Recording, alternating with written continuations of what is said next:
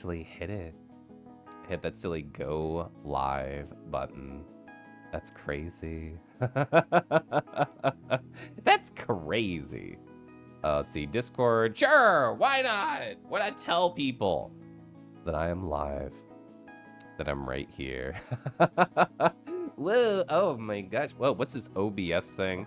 What's this Discord thing? What's this PureRef thing on my right? Well, what's this tea thing? I actually know all about this tea thing. I have a honey brush vanilla turmeric tonight. I put some, what was it, cinnamon honey? I put cinnamon honey in it. Just put a little drizzle with my spoon, mixed it all up all nice. Oh yes. I have a pile of cough drops over there if I really need them. Hopefully not. But I'm gonna be talking a lot more while I'm right here, just chilling, which I think it'll be fun. I'm looking forward to it. High tea. I actually brewed this a little bit ago, so probably won't be too hot. I'm gonna take a sip. What's going on? Hi, Kieran. Hi, Jake. Hi, Seth. Hi, Lan Lan. Hope you're all doing oh so well. I knew exactly what you were referencing, Kieran. I haven't thought about that in so long, so thank you. I was just like, oh, what are people gonna ask me? Probably everything. What text should I have here? Why not? What's going on? Who knows? I don't know. Hi, CZ. Oh, you graduated college today? We're clapping just for you. How exciting. Oh my gosh, wow. Hope I'm feeling better. I mean, I feel like 90+% right now. It's just all about this stupid sniffling. I got a bunch of Kleenex. I have a huge trash can. I have like a BRB message right here. Like if I need to mute and blow my nose, there's a huge thing on screen. So like, why not? I am as prepared as I can be. All I really care about is that my mind is here. I feel like 100% brain, Caliph, which like, that's really all I care about. I wanna be a sexy and attractive brain. Being a sexy and attractive person, like, whatever. I'll build up to that. Gonna pop this chat out so I can see this tall and as sexy as possible Landrin. Oh, so you went through Hunter x Hunter and you finished it. It was like right after I broke up with my ex like fucking 10 years ago. I was like, what do I do with myself? I'm sad. I don't know. I guess I'll consume all of Hunter x Hunter and sob. And I sobbed not only because I was emotionally destroyed at the time, but also because Hunter x Hunter I thought was really good. I personally say the X, I'm one of those heathens.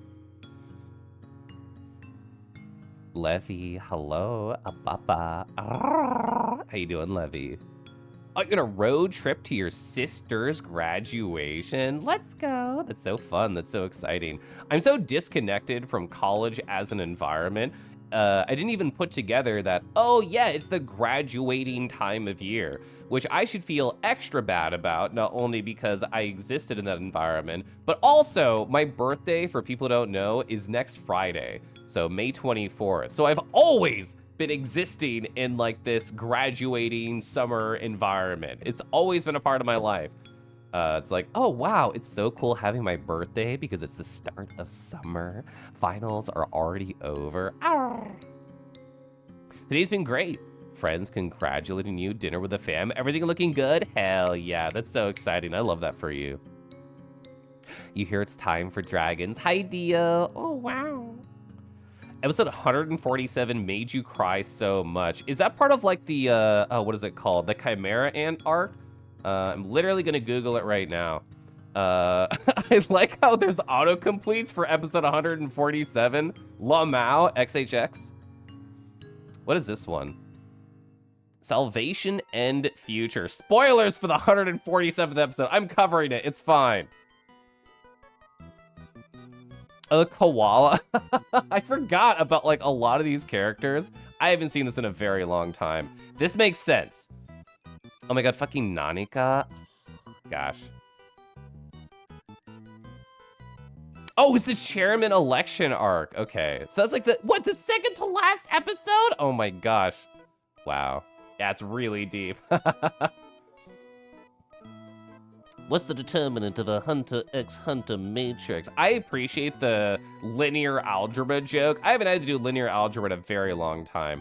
CZ, I hope you're good. And because you're here, I'm gonna tell one of the stories that's in my title. Like, so much shit has happened since the last time I streamed. It is not just that I went to a con. It's not just that I'm trying to get a boy to come visit me and stay in a bed so I can cuddle them and get 1 kiss minimum. It's part of my deal.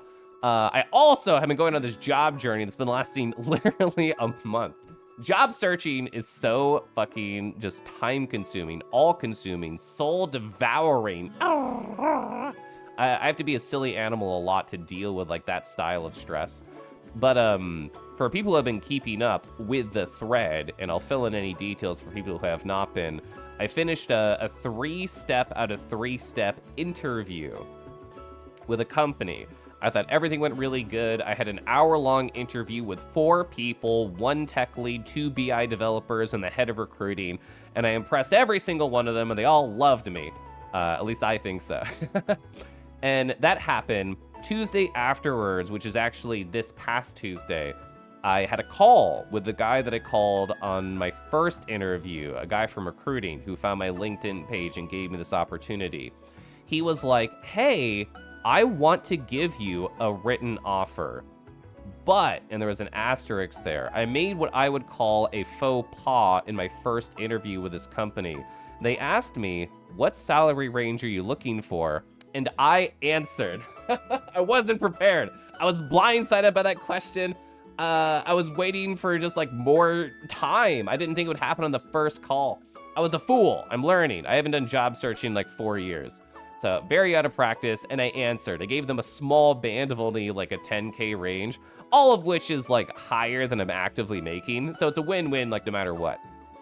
But on this 4th call, sadly, he remembered what past me did, the stupid, silly guy who's still learning how to job search. He was like, oh, past Kelif said they want this $10,000 range, right? And I'm like, pause. Okay, Kelif, compose yourself. Ask for more money. And I'm like, oh, well, that is what I said in the past, but I have gotten a job offer that's actually $10,000 higher than the top of that band, just so you know. And I left it at that. And the call kind of naturally was ending anyway around there. So that was the Tuesday conversation. Yesterday morning, Friday, they send me an email and they're like, hey, Kelif, I know we talked about getting you a written offer, but you said you wanted that higher number. I'm going to try and work with the team and get it for you. We'll see if it happens, okay? And I'm just like, give it! I will say yes to fucking anything. They don't know that. But like, this is an opportunity that I am interested in. I think the work sounds cool. I think the people I interviewed with have not only like a cool backstory, have a cool like tech stack, have a nice personality. I just think it'd be fun and a good way to build like my confidence and my skills. It's like, I'm locked in. And like I said, any of the numbers I gave them between the lowest to the highest, like a $20,000 range, is all higher than I'm currently making. So I'm ready to say yes to that dress and wear it very sluttily and walk down that catwalk. But, you know, I just have to wait. I have to be patient. I have to be patient. It's really hard. I'm struggling. Anyway, yeah, sorry. I saw CZ in chat, and we've been talking on and off about this. I haven't really told anybody the Friday story except a couple people in VR chat because it happened yesterday. Yeah, I know CZ was like, get all that fucking money. Ask for more. Ask them to double it. But I didn't do that. I mean, hopefully I get the biggest number possible because why not? Tech is so weird as an industry because you get hired. And whatever you get hired at is almost like a death sentence because you can only go X percentage higher. And then they say, well, I guess you just die now or you get another job. Like, that's basically it. You essentially have to take a promotion, take on more responsibilities to get more money. You will never get paid more for just doing a better job at your current amount of responsibility inside of tech, as far as I can tell. So you have to start high. So I'm doing everything I can to try and start high. Hi, Akko. Yeah, Lantern in chat just finished Hunter x Hunter, so I mentioned it. I know Nanika. I love Nanika. Second to last. It made you cry maybe like 3 or so times. Let's go. Are you grading some quizzes? So I was in a Discord call yesterday, and I made friends with somebody who teaches a class at community college, and they're very excited about it. And you know how Discord has this semi-new feature where it shows statuses to the right of somebody's name, and you can customize it. Most people I know shit on these and like they're not excited and they kind of hate it. I enjoyed it in this one specific moment because this friend who I know is a teacher, their status says, I'm working. And I'm like, oh, okay. They're probably like grading papers or something. So I joined the call and like there was like 5 people total, not just them. But yeah, they casually mentioned, oh yeah, I'm just grading papers right now. And I'm like, I knew that because of the Discord status. So one time that I like that feature. When Gone and Kill You say goodbye with that one ending theme, you were sobbing. I love Gone and Kill You so much. Oh yeah, the Malort. I did have a shot of Malort chat. Are you prepared? Are you ready? I have so many stories. It's been like a week and a half. There's gonna be a Kello stream that goes through this in a structured manner. I have 0 notes for this stream. I have a game I wanna play too, but like I have 0 fucking notes for this stream. We're just doing it live. Do you wanna hear a drunk Kello voice message from the con directly after I had Malort? I turned off my music. I tested the volume earlier. Sorry if it's loud. I'm gonna play it right now. 1, 2, 3. I have had I've had Malort, I've had Zaba, I don't know what it's called, and I've had some Screwball, and here we are at a party, and you're just so cute and so fun, and Thunthun's right there, and Golden's here, and Kieran's there, and Mora's there. So much is happening. I hope you're having a great night. If you couldn't tell, that was me recording a drunk voice message for my crush. There's a room of like 12 people. And I just had like 4 shots of alcohol. They were spaced out. They were not one after another. The Zaba that I mentioned was actually Zambu, which Sour Dusky, if anybody knows them, brought from KC. It was very good, actually. I really enjoyed it. Oh, you're just getting it prepped. Gosh, I love Beacon Pines. I have so many things I want to talk about. I have to catch up on chat first, though.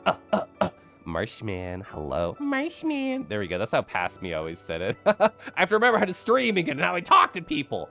But yeah, like, I got to see Marshman in VR yesterday. That was fun. That's why you left your last job. Yeah, you kind of just reach a cap and you're just fucked. Not in a cool, sexy way. You get raised in tech by switching jobs every couple of years. It's been a hard thing to explain to your family. Yeah, like I know some people who have been working at my current company for like a decade or like 15 years or whatever. And what I imagine they did is they jumped around a lot of different places, landed at my current company with a comfy salary, and are like, I can coast here. So one of the many reasons that I am looking for new work is I feel like I have learned everything I can learn in my current environment, and I do not want to be stagnated so early in my career. I don't want to know everything right now. I want to learn. I want to quote unquote struggle. I want to push myself. I want to be a very cool, strong researching dev. And right now I'm basically bored. All the kerfuffle, all of my high stress times have seemed to calm down and disappeared. And we're just doing tech debt. So backstory on my company, I work in insurance. I do data visualization for them. It's become kind of more like a, what is it called? Data engineering or data governance. There we go. It's more of like a data governance role. And there's a busy period because it's open enrollment for insurance around like October, December. I have to get a new job before then because if I leave during a busy period, that is bad blood, and I don't want that. So I'm gonna leave before that and give them time to replace me before the company just explodes, because it always explodes during busy times. Am I a Malort liker now? So I think Malort is the perfect party drink because the people who like it get to laugh at everybody else who hates it. I'm kind of like mid on it. I don't hate it. I love the social experience that Malort doth provide. Oh, the place you interview at? Called the place I'm studying web programming in. Oh, they'd be willing to take you on for the internship part of the course? Let's go. Yeah, trying to find a fucking internship or a first job while you are in college is like impossible. It was so hard for me. So that's amazing. I'm very happy for you. No notes? I mean, I have like Aiden Chronicles notes that I'm going to talk about. I have my Kell of Game list that I made earlier today. I have lots of other styles of notes, but not for the stream. Koralith, I just wing. I do whatever the fuck I want on this channel. That drunk laugh. You mean my wheeze? Yeah, let's listen to the wheeze again, and I'll turn it off. Lamau. Let's see. Turn that off. I have had, One more time. One more time. I have had, I've had I've never been like a wheezy laugh guy, but yeah, drunk Caliph has that like wheezy laugh. I don't think that'll ever happen on stream. That's a VR chat or a con party thing. Lamau. Caliph does not coast. Yeah, I live in the Midwest. I'm kind of like locked in. Is that your real voice? Well, yes, Asterix. Yes, Asterix. Because it's a little bit hoarse, a little bit deeper register right now. For anybody who knows, like, old Drago, they actually just started streaming recently. I think they're only on, like, their 5th stream right now. They're live right now playing Tunic. Feel free to go, like, say hi. Type ! Gosh in their channel. I recorded, I'm gonna put a cough drop in. I recorded some sick oh my goshes for them, like literally me going like, oh my gosh, like with a deep voice. I still have to go on a run, which I want to get back into once I'm healthy. And when I do a run, I want to be very out of breath, like panting, like, oh my, that's what I want to do for them. Oh, do I have my woof? Let me go find my woof. I'm putting this cough drop in. So here's this file. Yeah, out of breath woof. This is gonna be really loud as I transfer it, and I'm going to try and stop it immediately. But audio warning in 1, 2, 3. I've already been sending kind of mostly breathless messages. I actually can't hear that. Defaultly, monitor and output is not on, so I can't tell how loud it is. I know it's loud as fuck. That's why I gave the warning. So out of breath woof, monitor and output, mono, go, pause. Sorry, OBS is complicated. Sending kind of mostly breathless messages to friends after I finish a run. Is it 3-something miles? So I guess I have to say woof. It's like an out of breath one, but like woof, you know, like woof. So yeah, doing those out of breath voice messages have been very fun for friends. That's why I warned you. I warned you, Levy. I warned all of chat. Because I knew it'd be terrifying. Anything you drag and drop into OBS imports at max volume, which I'm a big hater of. Just like video games open at 100%. I want every video game to open at 0% volume and let me adjust, but that doesn't happen. That's not real life. Whoa, imagine Koralith. Hi, Thun Thun. Imagine Thun Thun. You know what I want to do? How the fuck do I do this? I just gotta turn off display capture. I'm gonna exist in the void while I show my very private Telegram. And here it is. Okay, perfect, perfect. Like I said, this stream is always kind of scuffed positive. Chat, guess amongst yourselves, guess inside your head or in a crew, because I'm gonna show you, it's not gonna be in order. I'm not gonna bother that much. But I'm gonna show you my actual journal that I've been writing in, keeping track of all my FWA stories. How many pages do you think I actually wrote? I will give you a hint. I did use stickers on probably half of these pages, which means, you know, it's not gonna be literal text from tip to bottom or anything. You'll see in just a second as I copy and paste everything. But yeah, how many pages you think in a standard bullet journal? Also, Tej, I saw your name. Tej, you're ever doing great. Let's see, was that? Well, if I counted them, that would spoil it. I'm gonna do this. Perfect, that's all of them. This is not in order, it doesn't matter. This is my side stream, it doesn't matter, we're just chilling. So I'm gonna reveal the answer in 1, in 2, in 3. It was 18. See, here's my actual journal. I bought this a couple years ago at AC. I guess it would have been 1 year ago, AC 2023. It's called Freecon Adventures. It's just an actual bullet journal. I got this at Annex. I thought it was funny, so I see it every single time that I actually open my bullet journal. It's only for cons, the only thing I use it for. But yeah, these are all out of order. I didn't bother doing that. But I have like a page of just like dialogue, and then I have stickers, and then like a thing about the person who gave me the sticker.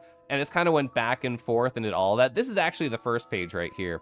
If you want to know how much money I spent at the dealer's den, it's right there. It was a lot. I have cute pictures of all the merch. It's not for this stream.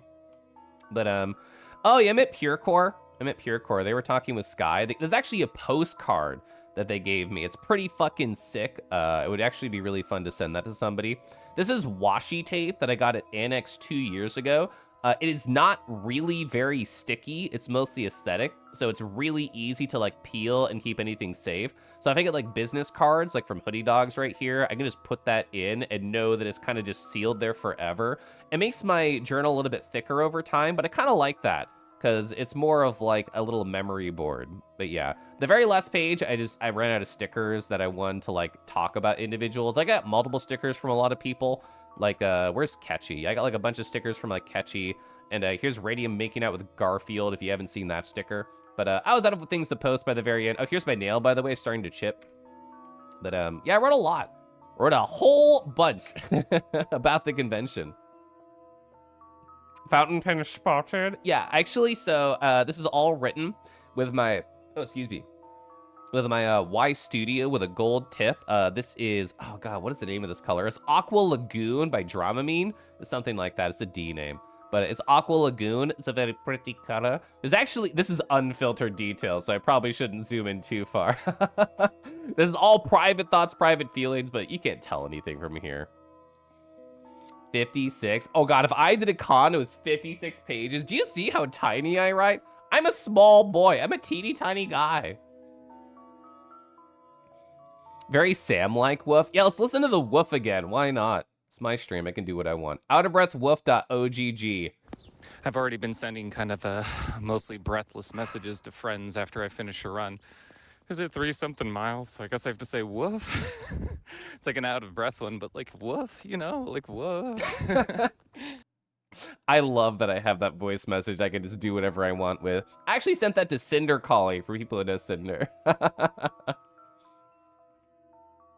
Nar, did I see the new hot game? It's free with lots of content. Dr. Robotnik's Ring Racers. I feel like this is a setup to troll me, but no, I have not heard of this video game. Also, Jovi, hope you're doing well. Arr. It was very cute how you literally annihilated Feywin yesterday. And I went to take photos of you putting them to sleep, and you're like, no, it's not what it looks like. That was cute. It was also cute seeing like Harp just like pick you up by the scruff and carry you around and descend you upon me later. That was also cute. You know, like, woof. Like, woof. Silver, I didn't get to chat with you yesterday in VR. I was actively occupied talking with somebody I like. I forget who at the time, but I remember seeing you and it's like, I did like a finger point and just pointed at you as you walked away. I don't think you noticed, but I enjoyed aggressively pointing at you. Kama, I hope you're well. Hawk, hi, so many friends I haven't talked to in so long. It sucks. It sucks getting sick after a con. I've been gone like a week and a half, which is a year in Twitch time. It is forever. Like, I've still been in like chats here or there. I've still joined a couple of Discord calls over this past week, but I've been trying so fucking hard to get better and not do hashtag anything. And this includes not streaming. This includes not staying up late. This includes taking a nap after work, getting a full night's sleep, being very hydrated, drinking hot beverages. I've been trying to do every single thing that I can, pumping myself full of positive drugs. All the things you can do, I have been attempting to do, but it's just a process sometimes to actually heal up and get better. So woof. But I still want to say yes to some things. Like, I cannot tell you how much I miss streaming. It's such a huge point of my like personal social connection. And I know I'm streaming tomorrow. I mentioned it in my Discord earlier today. I'm going to be hanging out with Gunner the Rat on their stream. I didn't tell the Discord. I'll just tell you. I'm doing 4-player chess with them and 2 guests. So that's going to be a thing. I told them, is it fine that I don't know anything about chess? And they're like, don't worry, it's chill. Don't worry. And they asked one of the other guests, who's a mutual friend of mine. And they're like, do you know anything about chess? And they're like, no. So at least 2 of us know nothing about chess. And by 4-player, I don't really know what that means. I think it means that each of us will be controlling a set on all sides of the board, is how I'm imagining. I don't know what 4-player chess means, but I just said, I didn't even know what I signed up for. I just told Gunner, hi, I'm going to be free on that date. I'll be back from the con. Sure, why not? So I just said yes. I said yes like a month and a half ago, and now we're here. Now we're here. And we're doing 4-player chess on Sunday on their channel. Thicker over time, you. Oh my god, grower confirmed. So it's not a troll. It's actually a funny, good game made on the Doom engine. Okay, I will actually write it down on this scene that I will save later. On the Doom engine. That's funny. Whoa. Core. That's Mimi. Golden High. Gonna go take a shower. That was me earlier. I actually did a 2-mile walk today. I know I'm sick, but I feel like a walk is not like stressful on like my body or my lungs or anything like that. I just think it's good to get outside and be in the sun for a little bit. So I did a walk over to the CVS and I looped all the way back. And I also got Wendy's on the way back. So hopefully my last like sick day, sick meal. I really do feel like I'll be 95, 100% tomorrow. I really hope so. Gah! I hope so much. Is this a recap preview? This is whatever I want it to be. This is, I have Aiden Chronicles ready to go whenever I actually want to play a video game and just talk with chat. But right now I'm just staring at everybody and thinking about how beautiful they are and getting lost in that thought.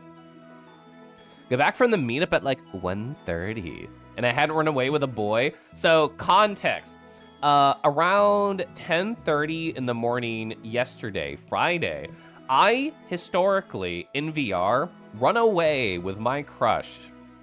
We usually disappear around like midnight, 1 a.m. And then I'm gone. I don't talk to anybody else but the crush. And that's it. And I have a great time. And Golden comes back to the meetup yesterday at 1:30 and I'm still there. So a bunch of question marks. What's up? 10:30 in the morning yesterday, I felt anxiety kick in inside of my body. And I was like, I have to send my crush a voice message right now. So I step away from my work laptop. I pull my nice mic over and I'm like, good morning. I just want to let you know, you don't have to spend one-on-one time with me tonight if you don't want to, because I think I'll be really fucking gross. I think I'm gonna be like sniffling or coughing or sneezing. I am not gonna be good to virtually kiss or tug or whatever. So I told them, hey, you want to go have fun with friend A or B or C or do literally anything else? You have my carte blanche to just do whatever the hell you want. Have fun. Don't rely on me tonight, please. So, you know, we didn't have like a direct convo about it that night or afterwards, but I was just like, if they want to invite me somewhere, I will say yes. I love spending time with them, of course, but nothing happened positive. I was happy they had fun. I know what they got up to, and I'm sure it was a good time. Kel Spring tomorrow? Yeah, literally. Oh, where's Frank, I'm on my Koralith channel, not my Kelf channel. Harvest has a new emote that's just like minus intelligence. That's gonna be me. I'm gonna do 0 research, 0 preparation. I'm not gonna try and like metagame any bullshit. I know the basic idea of what chess pieces do, and that's all I'm going in with. For Gunner's stream. It's chill. Why'd they call it chess? Why'd they call it chess? I don't know. Hi, Saiger. Saiger, I hope you're well. So I've been going through a silly guy rebirth recently because for a while, my voice was like useless. For people who don't know, in my Discord on the announcements page, I was just like, hi, here's an update using my voice, what my sick levels are at. And I would just talk with chat in like the announcements page. And I've been doing that for the past 4 days, I think. So today is the best it's been, which is why I'm here, period. But for a while there, I was just like, just like on the lower version of the register. So I have been enjoying actually using my voice in any capacity. So if I have to go high, if I have to go low, if I have to just be a silly guy, I want to be a silly guy extra right now, because I've been like silly guy edging. Like I haven't been able to do anything fun.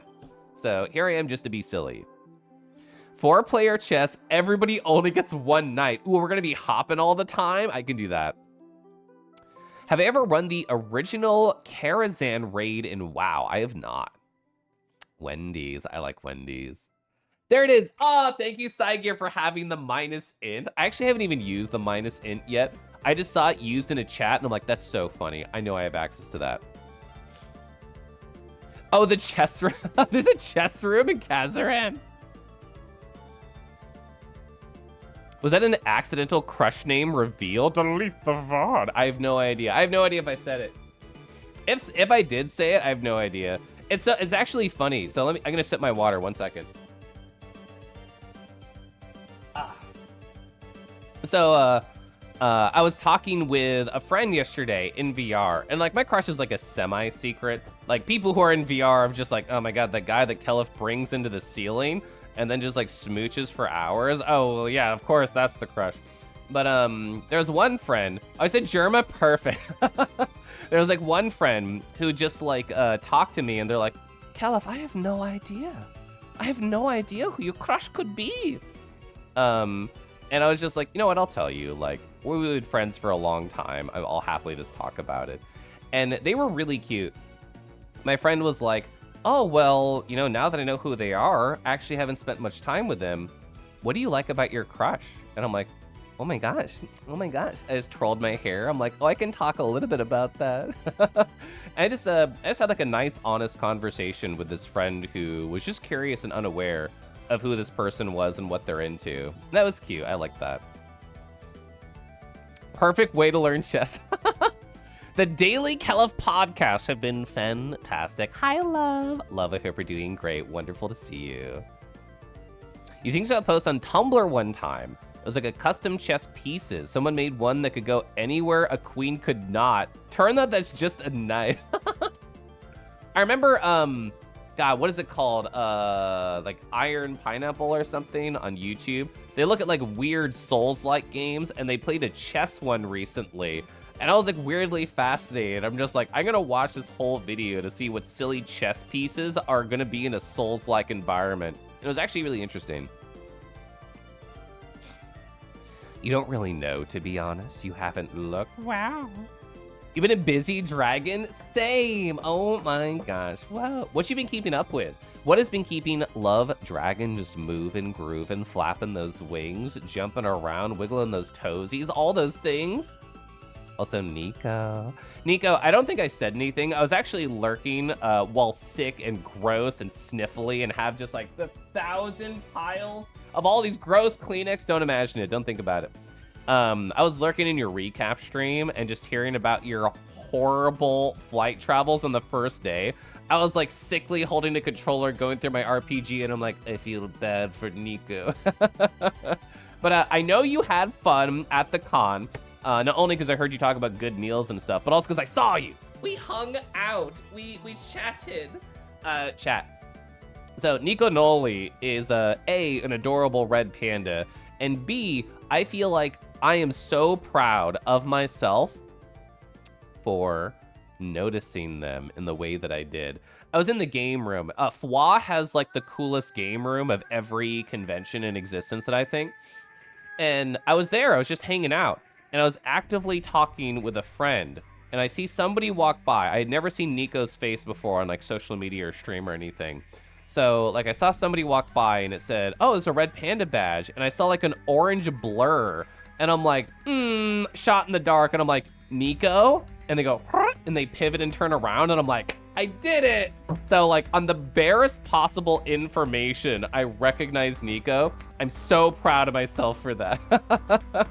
Oh, man. So that was cool. That was fun. And then we talked for a while. Like, you got to meet my friend Thun Thun. I don't know if you knew Thun Thun before. I know you both go to the same, like, Friday meetups. But, yeah, they're really good. I love Thun Thun. I was really excited to, like, hang out with them and chat and stuff.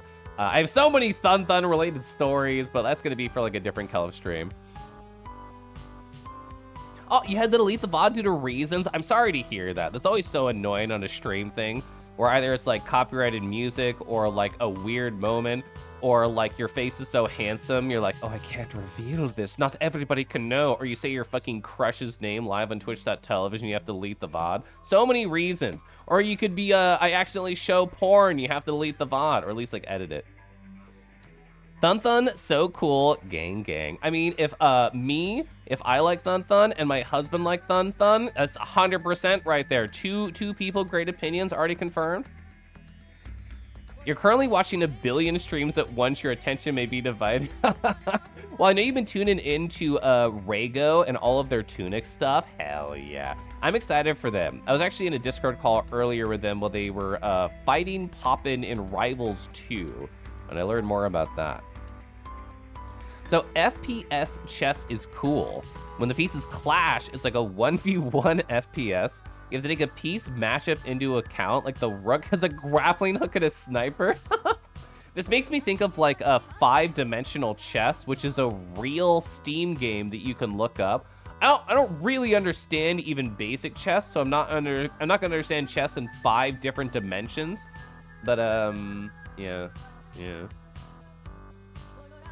Oh, work and helping your aunt and cousin with their physical therapy and whatnot. That's awesome. I'm glad that you are keeping busy and you're doing wonderful things with your time, and you're also such a cool and good dragon. I was lurking this morning in Encore stream while I was like making tea, and I'm just like, oh, what world are they in? Because I know they always do those cute like VRC things. I'm like, oh my god, it's a beach world. And I saw you in the chat doing your cool moderator stuff. Oh, people are complimenting the game room, the fastest first stream as well. I really like the fastest first setup. So I'm friends with Rad Ringtail, and I saw, like, I looked up the whole list of everything, the schedule for fastest first before it happened. And I'm like, oh, well, previous 2023, Rad did a speedrun of Tunic live, and it was really cool. It was like a very specific category that was interesting. And I was just like, this was great. I loved it. I like supporting them. I'm gonna go to their Mega Man 2 speed run and sit in the crowd. So I did. It was a wonderful time. And like anybody who is like actively running at any of those events, they're of course gonna have a lot of friends, a lot of supporters, a lot of speedrunning fans, video game fans who are gonna come up to them right afterwards and be like, bro, you hit that. And it's really hard to talk with anybody who just did a run. So I was just like, oh, I'll catch up with Rad later. So it was either late that day or the next day early on. I caught up with Rad. I'm like, hey, what a good run. And like we chatted for a little bit. I think Rad's great. That's so cute. You're so cute. Hawk, tell me about your Friday. I know you weren't in VR for too long by your own admission, but like who'd you talk to? What did you do? You know you got uppies. Did you have good convos with anybody? Tell me about it. Kind of loom. In the middle of a self-improvement thingy. Oh, you try and draw every day? That's so good. I love that for you. Today's had some unexpected challenges. Actually, so I was talking about this with my husband in the kitchen right before I walked out of my room and set up to go live. A lot of things can interrupt structure in life, and for me, that sucks. I really struggle without like a base of structure. Look at me. I'm this type of person. I love structure. I love my journal. I love organization. So cons interrupt that because it is a very fly by the seat of your pants, and sometimes your pants fall off, and what do? And then you get sick and you don't have energy to be structured. So it's kind of like a combo, like just a little whammy of me getting destroyed by both convention and also sickness and not being able to keep up with things. So I had a huge long journal. I took like an hour of my day today, and I'm like, I'm gonna lie on the floor, I'm gonna have a bunch of pillows and stuffed animals and like a journal and like a light and a pen. I'm just gonna like write about everything on my mind. And I went through a bunch of different like hobbies I had, and I asked myself hard questions about them. I'm just like, what about this hobby that do you do for other people? And what about this hobby do you do for yourself? Because I feel like in the past, I've been a people pleaser negative, and I feel like in my present, I've been a people pleaser positive. And I think about these in different forms. Like, I really love to be able to connect with people over certain activities. It's like, oh, well, this friend is really into this game. I want to play it so I have an excuse to talk to them. Or I want to interface with them with this. Or I want to stop by their stream and see them play it. Or it's a big social thing for me, having this like emotional connection. And video games are a large aspect of that. And like art is like that for me.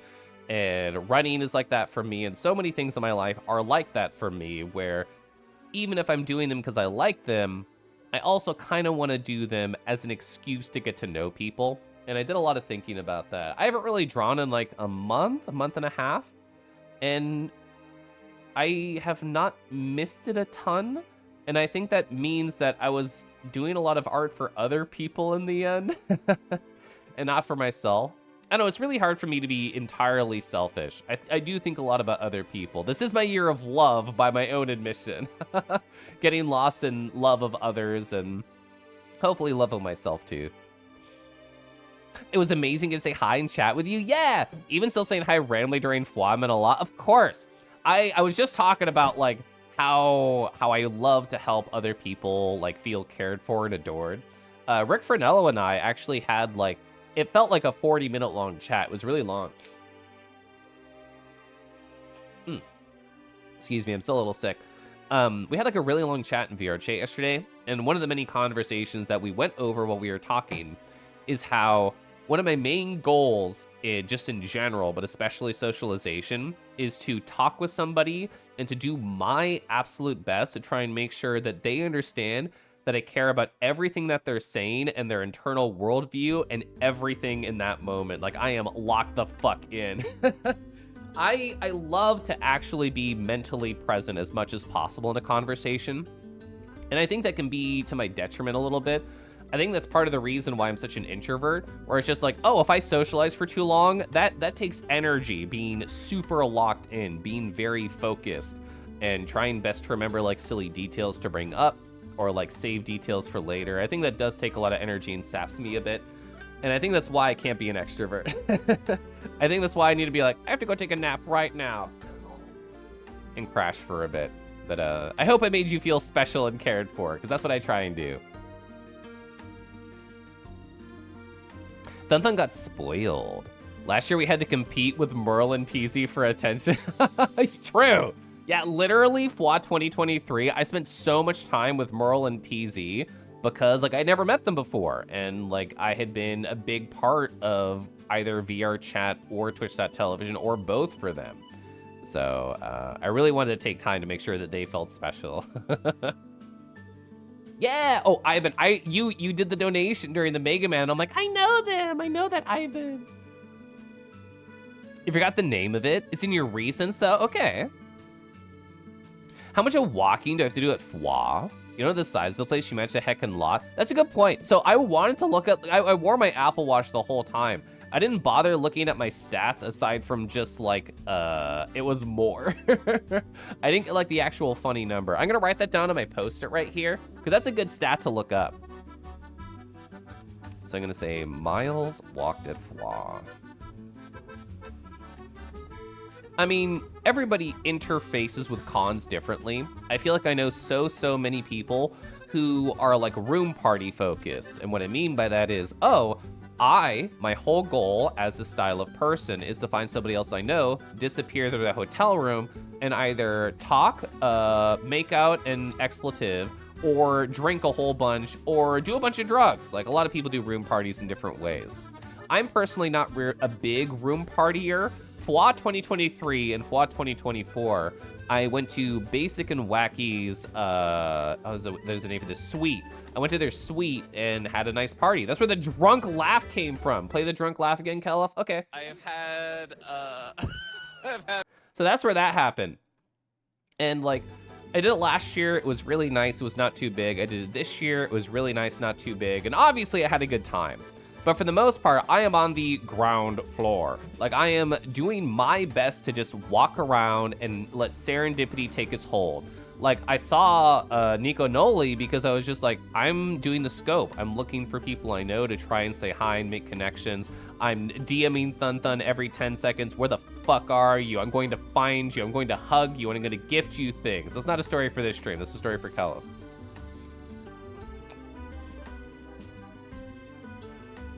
Okay, so here we go. So you had a lot of things crashing that day. Yeah, VR is very intensive on like computers and hardware, and without like certain limitations on like graphics and VR chats specific things, it can be very daunting. So you chatted about with Pounds, they gave you an intro about the world. You got Dusky Uppies, good. You got yeeted, you got thrown on your first night. You should talk with Rago about that. Especially on desktop, Rago got thrown all the time. They still get thrown, a little bit less now. You talk about Thun a bit. They show you the ropes of how to avoid crowds and stuff. That's good. Oh, Poppin was hashtag fucking gone. There were at least 4 people who were incredibly sloshed yesterday. And I say that as somebody who was sloshed myself 2 weekends ago. Oh, Kobe and Lupin. I remember Lupin saying that they chatted with you. I talked with Lupin a little bit. Friday was mostly disappointing. Not much to say. I'm sorry, Silver. I would love to chat you up next weekend. Oh, it'll be my birthday weekend. I might get a lot of pets from a lot of boys, but I'll be like, Silver. I'll have like a little drunk wave. So when I got sloshed 2 weekends ago, I made a mental note of exactly how much I had. And funny detail in my mind is I was directly talking with Matos and Zag, and I was just like, hey, I just had like 2 drinks. Should I have like half of one more? Like, obviously, like enjoying myself. And Matos stares at me as like, you shouldn't ask me to give you good advice, because I'm going to give you bad advice. And then I had the extra half, and I was just like lost from there. So thanks, Matos. Oh, you chat with Rick and Zord, and an otter came running, you crashed again. Yeah, I imagine people talk to you about avatar culling since that point, Hawk. I have a pretty aggressive avatar culling. I only show the nearest like 7 to 10 people for the most part. Xenoblade.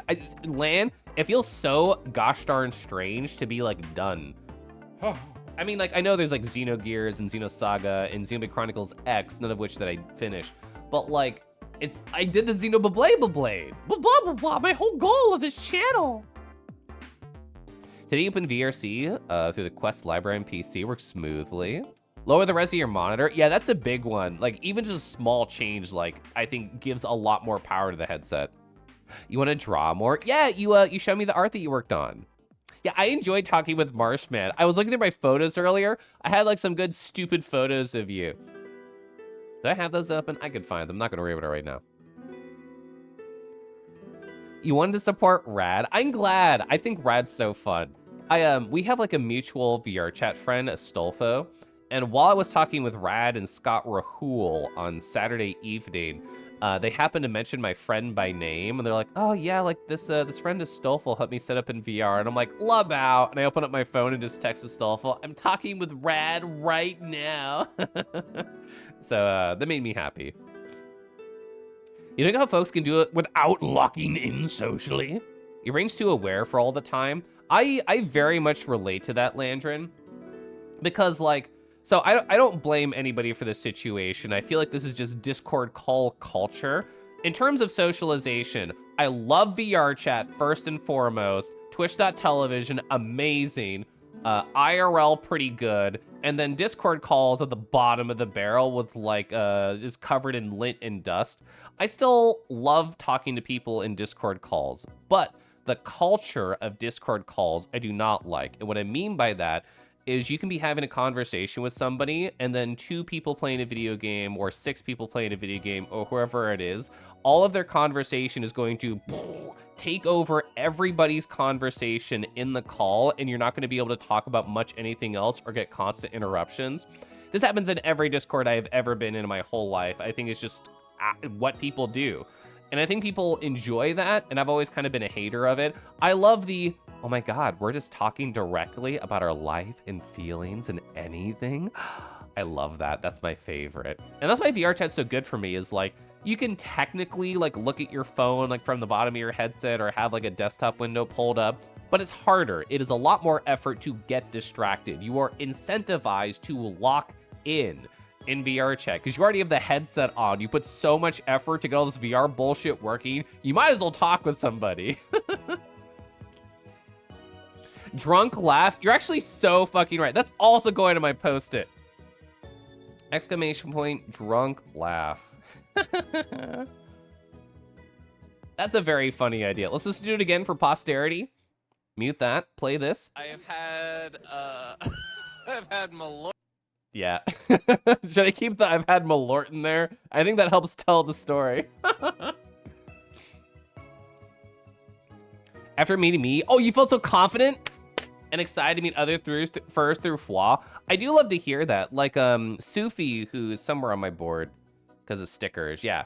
So Sufi right here, and what this little like personal blob says is essentially what you were talking about. I met Sufi at a AC 2023, and like I had like vague knowledge of them, like I had seen them in fellow chats that I stopped by.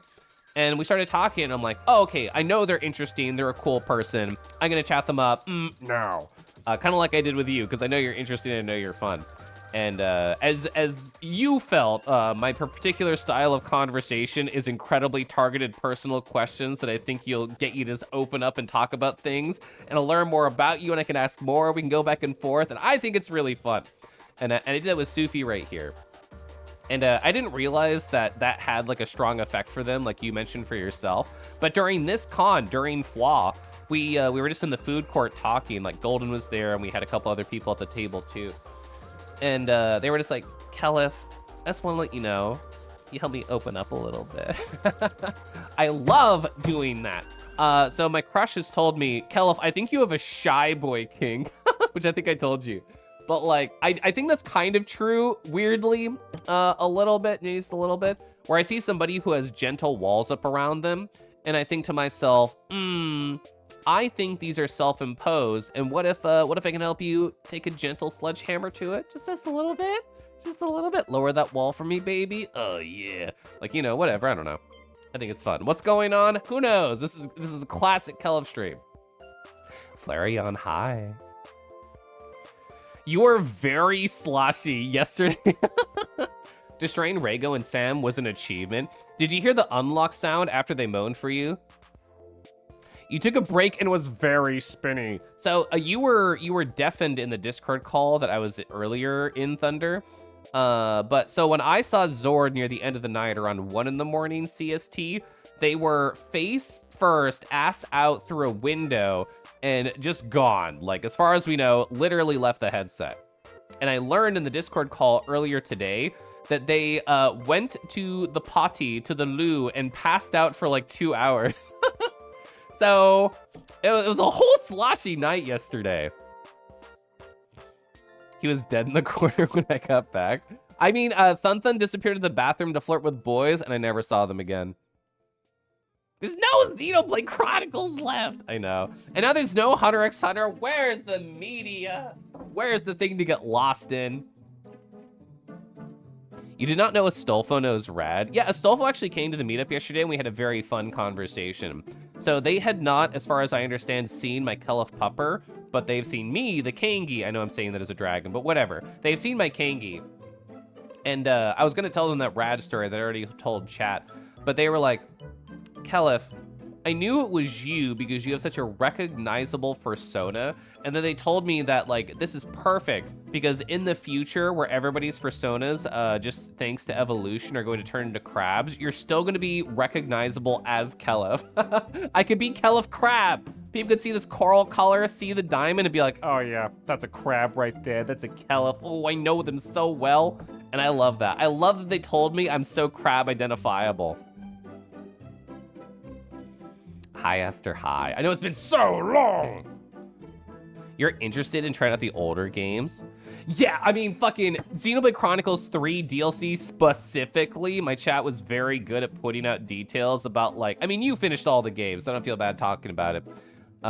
Slight spoilers for Xenoblade Chronicles 3 DLC, where there's that one scene in like the future town where there's the radio going, and apparently that is literally just tying together bullshit from like Xenogears and Xenosaga. I know specifically Xenosaga, I forget if it's also Xenogears.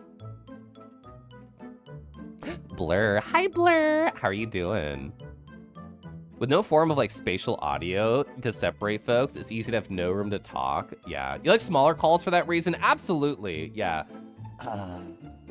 Sigh. I don't want to get salty about Discord stuff. I love Discord a lot, but smaller is always better. Kelv's done a cute story, but there's also the table where we showed, yeah, it's true, yeah. So when I was talking with Sufi, we also showed off our porn on the table. That's true. Basic told me during the late hours of one of the parties, he can see an extrovert in me, and you're just like, huh? Javi, hello. Was the con good? Yeah, it was. I journaled 18 pages about it, so it was pretty nice.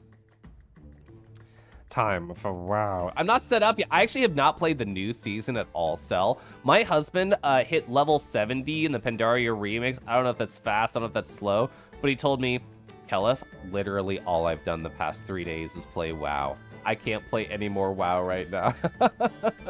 He's very much an all-inner. Ooh, Crabbleth?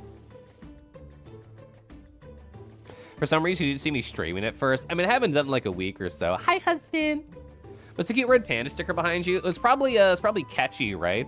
So I put this one in my journal, which you can tell, but I think I have 2 or 3 more of catchy. There's one Beat Saber one. I forget what the other ones are without looking. Scuff made themselves extra bullyable when they suited. Yeah, they look like a nerd. You love my journal? Yeah, I got this at AC 2023. I'd have to pick it up to look at it to see like who it was by. I forget off the top of my head because I got it over a year ago, but I really do like it. Dusky sticker, so cute. He's already 70. There he is. He's already 70. I know. Panda. I know. I don't think I got any other panda stickers, question mark. I did not. We do have a Dusky, which I know somebody mentioned. Dusky, very good. All right, chat. This is not my full con recap. This is the unstructured bullshit. Oh, I see my husband right here. Are you streaming tonight? Yes, smile. I know you're literally here in chat, but I still want to be pedantic and send you a message. So I responded to 2 messages very quickly because you can't see them. I want to show you a piece of merch that I got because I think it's really fucking cute. Pass Me was smart and deleted it. Okay. Chat, don't tell the Kelif audience that we're going to get a preview of my con recap. I have to save this, fuck. I'm going to say 2024-05, 118 Koralith. All right, cool. So we can open that up really easily. And I really just want to show you my cute shirt. I'm so excited about my cute shirt. I'm so fucking jazzed about my cute shirt. Where's my stuff? Here it is. All right, so where's the slate capture? Here it is. So this is in my journal right here. Doodle dog, double dog, sorry. Very cute. I bought this flower puppy t-shirt right here. It's a long sleeve tee.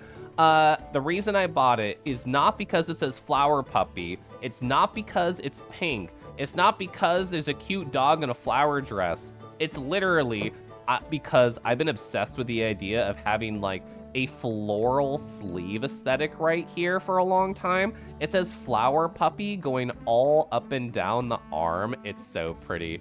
It's so good. I'm kind of jazzed about it. I wore it and took a walk in it. It was very fun. Oh, you got a Deoxo at the dead dog party. I have a Deoxo in my water bottle from probably TFF like 2 years ago, I think. As a mod for Kelif. You're telling Kelif that Kelif is spoiling Kelif's recap stream? No! That's so cute. Yeah, chat, we're already fucking spoiling it, so who cares? Oh, look at my badge. God, it's so sexy. This is literally me. I can't be spoiling Kelif's recap stream. It's literally me. God, look at this. It's so nice, so good. This is actually what I'm most excited about. I got these beautiful, gorgeous bookmarks right here by Katie Lipscomb. They're so pretty. Look, there's dragons nuzzling. There's a fox just in gentle fall weather. And there is a dragon and a wolf snooching. It's really good. I have to close this. Or I'm gonna literally start doing con recap bullshit, which I don't feel like I have the energy to talk for 5 hours about con stuff. Not at this moment. But there's your tiny preview. I'm basically all ready. I just want to make sure I have the voice and the energy to talk for like 5 hours. Rego, go back to streaming. You want to watch, but you're at a party? Mottos, hello. Thank you so much for the 5 months. I think I showed this to you already, but I was talking about how you 2-3 weeks ago when I was sloshed in VR chat. Here we go. You encouraged me to take a half of another of a funny liquid. Let's listen to the drunk laugh again. I have had, I've had Malort. I've had Zaba, I don't know what it's called. And I've had some Screwball, and here we are at a party, and you're just so cute and so fun, and Thunthun's right there, and Golden's here, and Kieran's there, and Mora's there. So much is happening. I hope you're having a great... I'm having a great day. Thank you, past me. I've played that probably 20 times for myself, and I keep laughing about it. I keep laughing about Zaba Zaba. For sure, for real, for real. There it is, the Mythic Plush, Mythic Plush. Ray, go back to streaming. Are you on BRB? Oh, is your chat threatening to kill you, which is always what happens every 2.5 hours? I don't know if you do the same thing I did. I forget what your timing is. I think, you think Caliph was Zabazaba? The lore. The lore. It wasn't Zambu. It was Zabazaba. It was Caliph the whole time. Those bookmarks are beautiful. I really love them. So my husband has a friend, he could remember the whole artist name. I just know them as Liz. My husband has an artist friend named Liz, and like he helped them with a specific task years ago. And they're like, oh, I'm gonna send you some art things just as like a thank you. And they gave us like so much stuff. They gave us like, what, 20 bookmarks. They gave us like coasters. They gave us like bottle openers, all with very, very high quality art on it. And currently in my book over there, which you can't see, it's called Atomic Habits. It's a really good book that I'm enjoying a lot. In that book, I have a bookmark of like a very cute kangaroo that they drew. Chef kiss.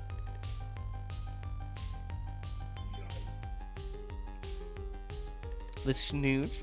Landrin is here earlier. We used to talk about snooch a lot because I think that's such a good verbiage. I love snooch. That's so cute. Hi, Ninty. I knew you were already here earlier, and I was just like, look at this red panda. But I hope you're doing well. It's lovely to see you. It's lovely to see everybody that I didn't talk to in like 2 weeks. Ugh. God, it's been so long.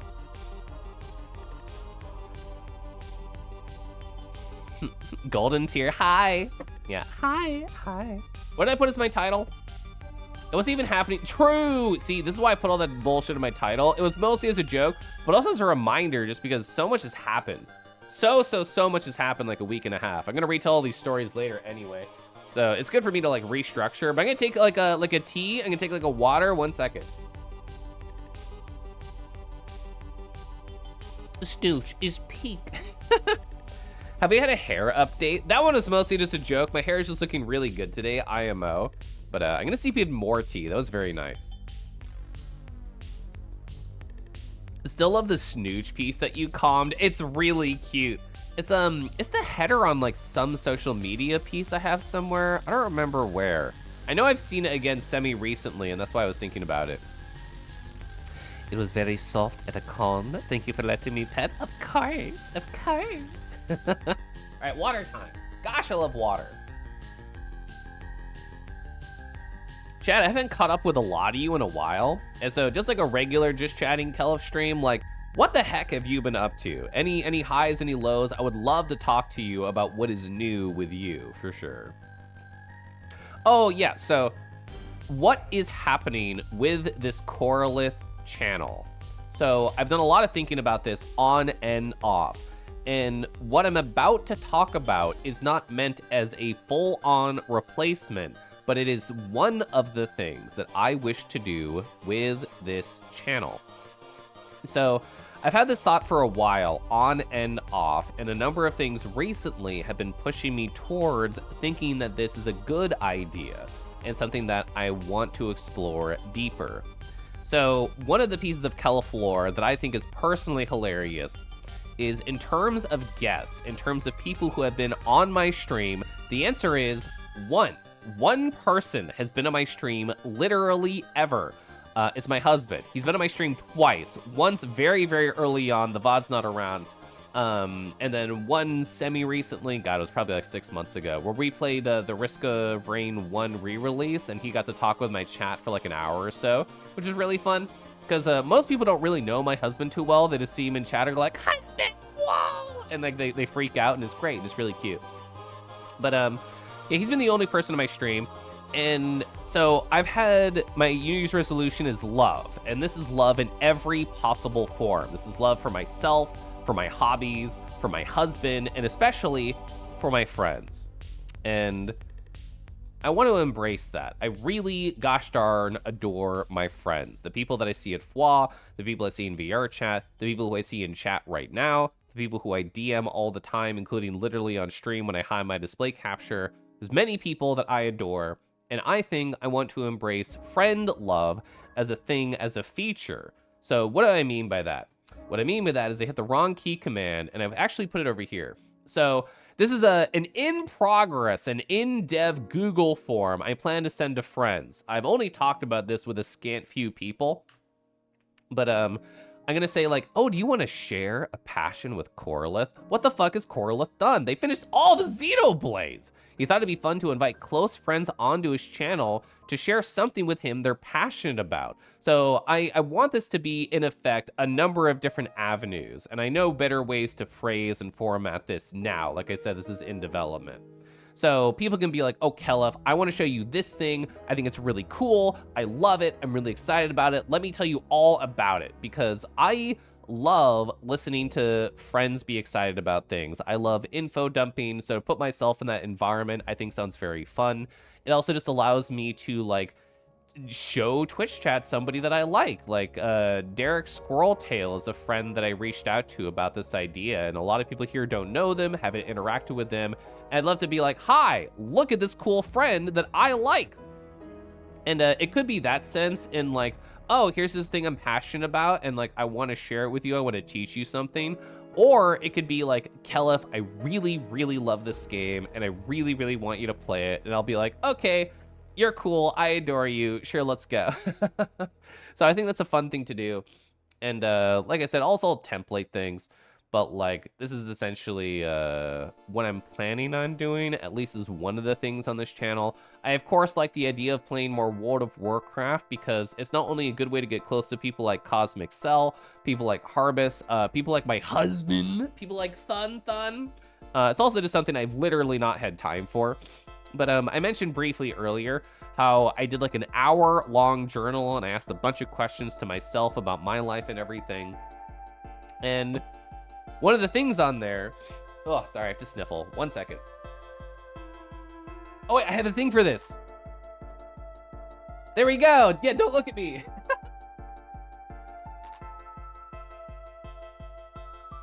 Oh. All right, perfect.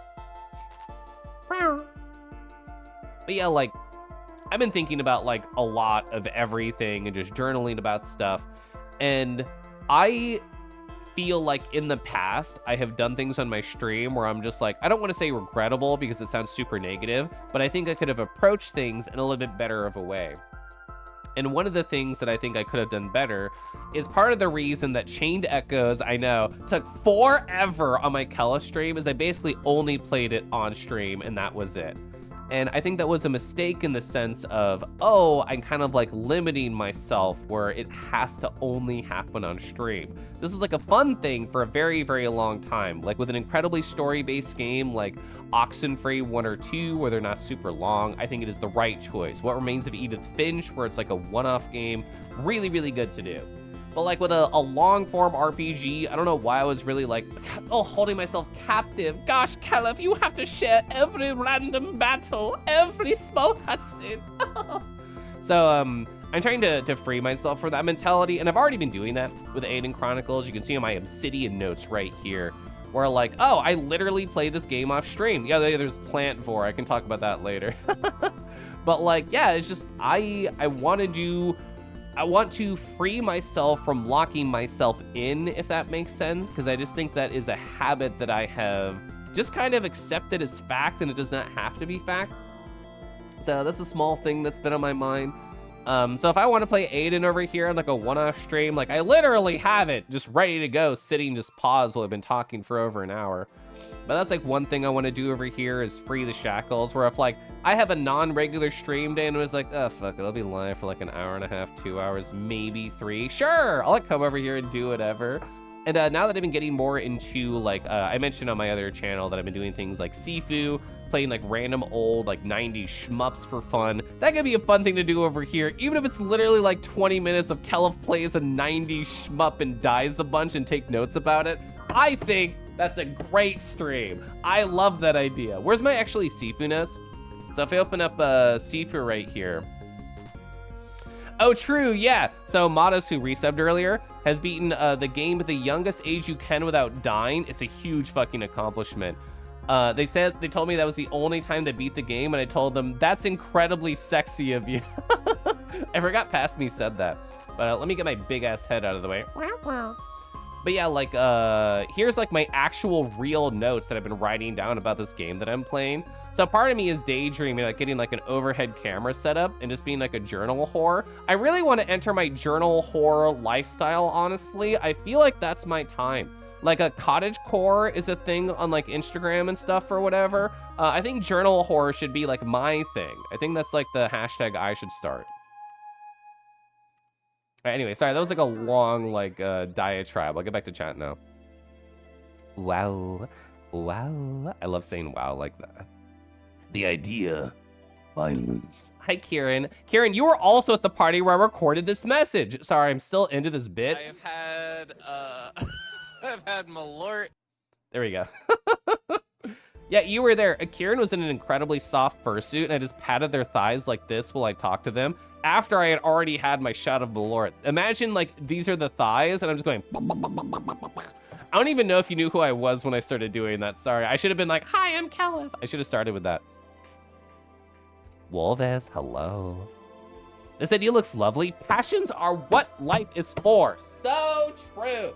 So true. Also, searching memory banks and categorizing. I'm sorting. Ooh, okay. Ooh. Oh, I found it. Wolves, isn't your birthday tomorrow? Do you have any plans? Are you gonna do anything fun? Are you gonna go out and get like a cake just for yourself? Are you going to change your name to Wolves20? Are you gonna do anything else? That's so sweet. I think it'd be fun. Imagine playing WoW together. So yeah, like you were deafened in that call that I was in earlier, but you know the Discord thun that I'm referencing vaguely here.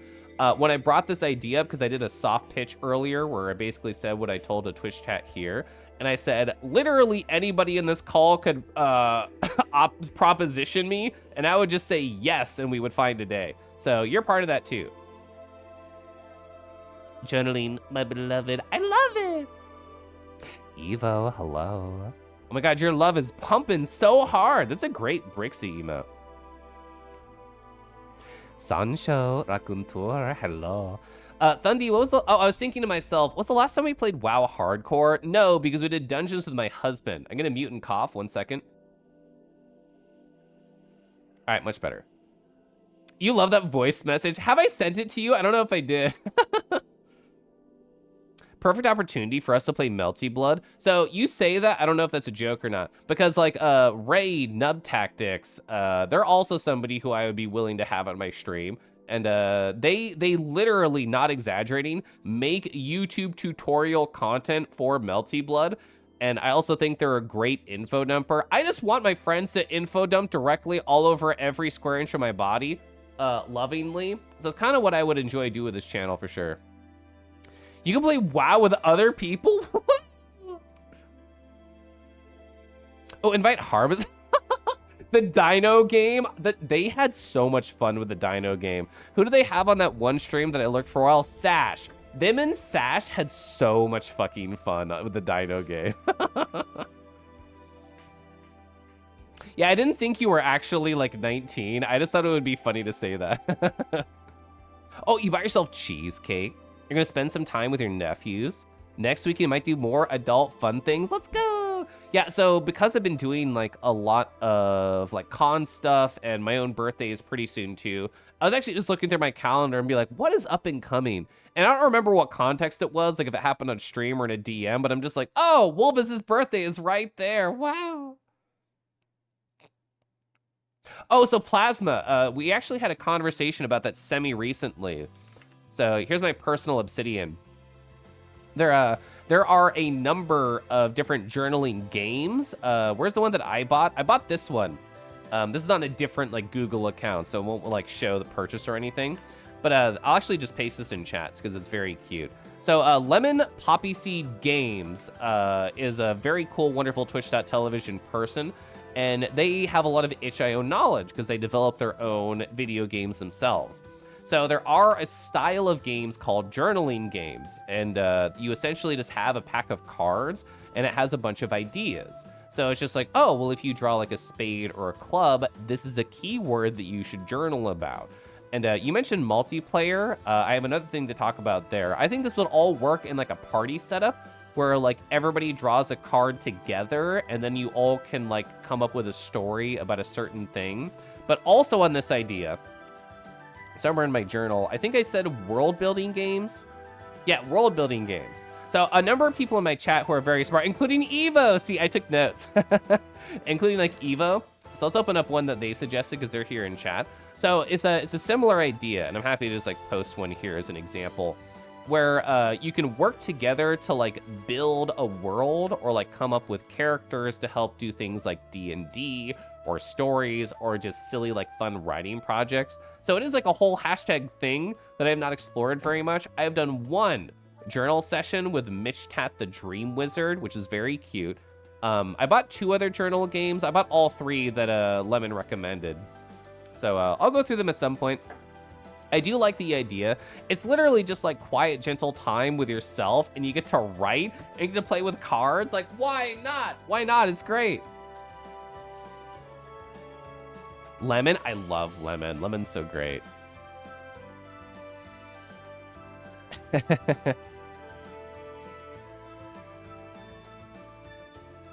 You only know the names of the 2 characters who are not Saber. But Tsukihime is coming out in English next month. You can read it in info dump to me.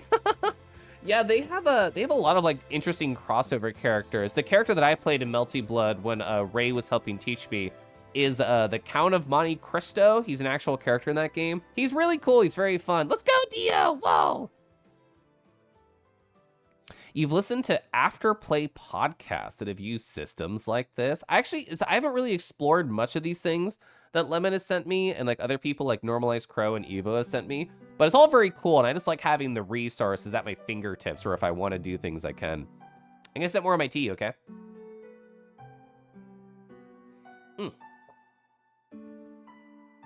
You saw Sweater Hedgehog. That one was fun. Loving these, Rex. Thank you. Yeah, of course. I'm gonna pour more tea. I filled up a thermos with hot water, and I'm just gonna re-steep my tea bag.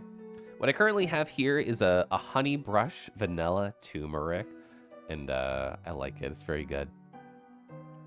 You need to start writing some more. You have so many empty journals. You think it'll be a good start to get the mind going? It's a cool creative process because like it's very statistically unlikely that you're gonna get like the same exact order of things, and even like some overlap but with different smaller features can still create interesting things. You can always like re-roll hashtag. You started printing badges at 6 or 7 p.m. and it's 2:44 a.m. now. They're done. Let's go. Who made my FurryCon Adventures notebook? Let me go pick it up. Where is it in my room? I'm scanning my room right now. I'm looking left and right. I literally took photos of it earlier. How could I miss it? Where are you? Oh, I put it away on my shelf. 1 second. I gotta pick it up, okay? I'm getting tangled on my chair. Stop getting tangled. For people who don't VTube, there are so many chords that happen. Now I'm up and I can grab the journal. Am I gonna unplug? No? Are we good? Okay. All right, I'm holding the journal now. Okay. I actually have it. It has to have the creator in here, right? Does it not? Is it hidden somewhere? Bruh. I'm 80% sure it's the same person who did one of the shirts that I own. So as a last ditch effort, I'm gonna go pick up a shirt of mine that I'm like 90% sure that same person did this. All right, shirt.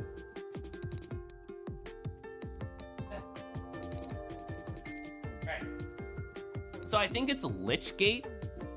I think it's spelled like this, because I'm 80% sure I got it at this booth. It's a very cute shirt. It's a shirt that looks really formal, but is actually worm on a string. So let's see, Lichgate Furry. If their Twitter account is called Butt Cheek Wizard, I'm not opening that live on stream. I will open that privately and then see if this is correct. I am not opening Butt Cheek Wizard to show. But I will search their account. I'm actually not logged into Twitter on this profile. So I'm gonna log into my personal Twitter and then see if I can find this on here. All right, search bar. At Butt Cheek Wizard. Journal. It's definitely this person. I can't find evidence, but I know for a fact it's them. Oh, they have an Etsy shop. Perfect. Can I show this? Hell yeah, I can show this. In before, there's just like a big dick they're selling. Well, I mean, they are selling these dockies. Right. Oh, notebooks? So it's not literally on this list, but they definitely do sell it at cons. So I will put this link in chat. There we go. So this is definitely the same vibe. Yeah, look at this breakfast notebook. That's super cute. The burger one? The burger one's really good. Oh, yeah, dotted paper. It's my favorite setup. Heck yeah. 196 pages. I actually was wondering. It's not labeled at the bottom. Also, it's crowns. That's very funny. I feel like I always say crowns wrong. I feel like everybody hates how I say crowns. Ah, there we go. You've never seen that before? It's meant for like bullet journaling. Like you can come up with the own structure that you want. Also, Ivan, see you later. Nice seeing you again. So you can like draw like squares or whatever. I just do like dots. I just do like little dashes right here. And I really like that setup personally. What? Oh, I accidentally turned my timer over. Mana, hello. So you had to look it up. Spindle Wheel was the game that they used to world build. All right, Etsy. Am I in the right profile? I'm not, but it doesn't matter. Spindle Wheel game? I'll search game. Oh, it is an itch.io thing. Perfect. Spindle Wheel. It's an interpretive tarot-like storytelling game where you weave together a story from card to card. That's really cool. Papa. And then I'll put that in chat if anybody's curious. Let's update my world building page. So let's see, Control K. This is a spindle wheel. Right here. Recommended by Golden. There we go. Interesting, they only put stickers on the right page. I don't know why it did that. So like this journal I've only used at Annex, and I've only used at FWA. So at Annex, I just put stickers like everywhere. I didn't bother doing, excuse me, I didn't bother doing like super intimate detailed journal stuff. But like I took a lot of notes. I took many, many, many notes at this con, like while I was just ootin' a boot and like chatting with people. So it was very easy for me to transition into like long form. You looked at the page and you love the Fox's 3D mouse pad. Is it horny? Oh, wait, it's gonna be like one of these. Sir, oh, they have 89? I'm gonna search mouse pad. Oh, that's actually really cute. Ice cream 3D mouse pad. You know, I like the non-horny mouse pads. I appreciate those. Oot and a boot. I don't know where I started saying that because I'm not like Canadian or whatever. I just think it's fun. I like saying oot and a boot. So the name of this reminds me. Do I have it open? Perfect. So this is a public link. You can see somebody else is viewing it right now. I'm gonna hide my Discord as I go over to it, but I'm gonna grab the public link really quick because I know I have it there. Here it is. So this is a public list. Anybody can go through it, look at it if they want. I'll explore it a little bit right here and I'll talk about it. I made this in a fervor. I made this in like an hour-long fervor. And once you see, I need a cough drop. Once you see how long it is, you'll be like, Kel, if you didn't do this in an hour, I did do this in an hour. I just hyper-focused really hard. Don't worry about it. Okay. So I made a list of 251 different video games. You can see other people looking at it. Hi, other people. of 251 games. I have it in different sections. I have not played games, and they are ordered in my excitement level. You might be wondering, why is it not 1 to 10? Why is it 1 to 11? 11 means I am so psyched about it, I will play it the millisecond I have access to it, which neither Everhood 2 or Time Spinner 2 are out, but I love the base game so much. We can look up original Everhood here. That is a 10 out of 10 Kelef Core game. Kelef Core rating, what does that mean? Kelef Core, this column, basically means what I think people associate me and my vibe with. Everhood is a very Kelef Core game. And if it's a Kelef Core game, most of the time it has a high Kelef enjoyment. This is not always true. But sometimes there's like, what's a 1? Yeah, Doom 2016 is not a Kelef Core game. I still really liked it though. So I just did a lot of thinking earlier. This was inspired specifically because of this game, Animal Well. Rick Fernello started streaming it, and I already had heard about Animal Well before it came out, and I put it on my wish list. And Digi, a digital dog at FWA, was talking to me, and they're like, Kelef, I'm so excited for Animal Well. And I'm like, ... I don't remember this. And they talked a little bit, and I remembered. I watched Rick play the first 20 minutes, and I'm like, sold! Okay, yeah, easy. I want to play that game, so I stopped watching. So that's my only 10 right now. The higher it is, the more likely it's going to be like a soon-to-play Kelef game. I only just made this today in a hyper-focused fervor. So we'll see how much I keep up with it. But there's like 3 sections here. There is not played, which is the top part. There is beaten, most of which are streamed. Some of them aren't streamed. How Kelef Core they are. If it's an 11 on a game that I've beaten, I think it is an integral to my soul and my body, and you cannot not associate it with me. Like Outer Wilds, Amori, Get in the Car, Loser, Record of Lotus Ward, Deedlit, and Wonder Labyrinth. Really fucking cool games. All these 11s literally define me in some way. There's stuff I'm missing. As I look at this, I realize I haven't put Suicode 1 or 2 on here. Pepper already told me I forgot about Tunic. I don't know how I forgot about Tunic. There's 251 on here. I'm gonna forget something. I'm gonna add Suicoden 1 and 2. I have a big post-it here. I'm just writing things on. But yeah. So at the very bottom here, Rick was confused about this, so I want to clarify. This section at the bottom just says played. So in other words, I started it and I didn't finish it. In my opinion, finished. And some of these things you can't finish, like fighting games. I mean, I guess you can be hashtag done with them. But like games that I finished and have a 2-play rating means I would like to play them again at some point. So like Zero Ranger, oh, I played it. I kind of want to go back to it. It's a 7, it's kind of high. But there's a bunch of stuff on here.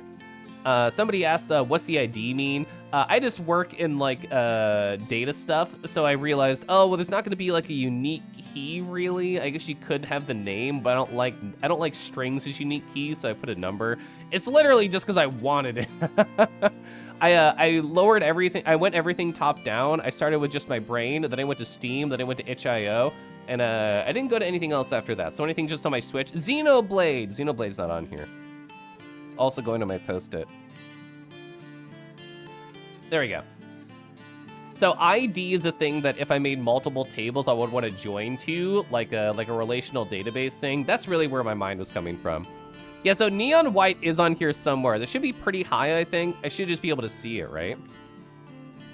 I only gave it a 7. I should have gave it like an 8, I think. I actually do want to play Neon White. God, there's so many games I want to play. I mean, some of them aren't out. The Gecko Gods is not out. Cryptmaster literally just came out. A Space for the Unbound. Excuse me. I've been watching Volkwolf play a little and is 100% my vibe. So, I mean, I have emotionally accepted I will never beat all these video games. There's gonna be more stuff coming out. There's gonna be WoW. There's gonna be like me having guests on the stream. I'm literally never gonna get through this entire list. But just to have like a general quick look about what I'm interested in, I do like that idea. There's a lot of like very, very tiny games on here. Like nobody's heard of this game, Atone, Heart of the Elder Tree. I think it looks cool. Excuse me. Potato Flowers in Full Bloom. It's probably not a game I would play long, but I still think it's cool. There's like a bunch of like weird small things on here. Oh yeah, Wally and the Fantastic Predators. I watched Merle play that. It looked really cool. Oh yeah, Terra Memoria. That's a cool like RPG. Test, test, test. Com underscore ET is like a queer visual novel where choices are blocked off and you have to do certain things to unlock them. All right, I'm gonna put the sick message up. 1 second.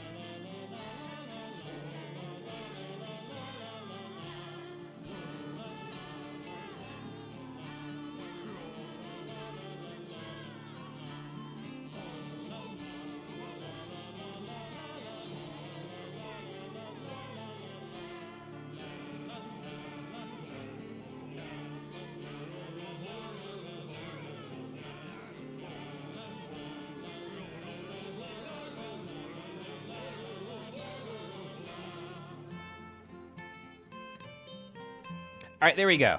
Sorry, I had to do gross noises. I got so into being myself, I forgot I have to calm down a little bit. I'm not 100%. It feels so bad to not be 100%. I was talking about this with somebody. I feel like I am edging in the worst way possible because I went to the con, which means I can't do all my cool hobbies. I got sick, which means I can't do all my cool hobbies. And I'm filled with so much motivation. I have endless want. I have endless motivation to do so many things. I want to do art. I want to do professional development. I want to play every single one of these video games. I want to talk with all my friends. And I have energy to do like half of one of those things right now.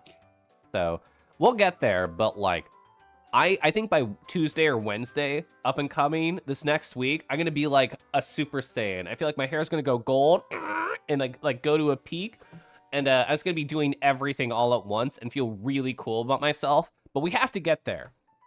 We have to get there. So feel free to tell me to calm the fuck down. I feel like I need that right now.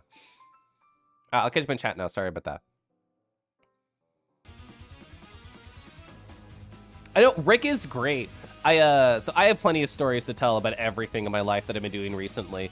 But with Rick, I had a one-on-one VR chat conversation with them. I found them in the corner. We just started talking, and we just talked for like 40 minutes. It was great. And one of the things we talked about is I told them that when I met Thun Thun in real life, we had many conversations about like different people that we both know from the internet.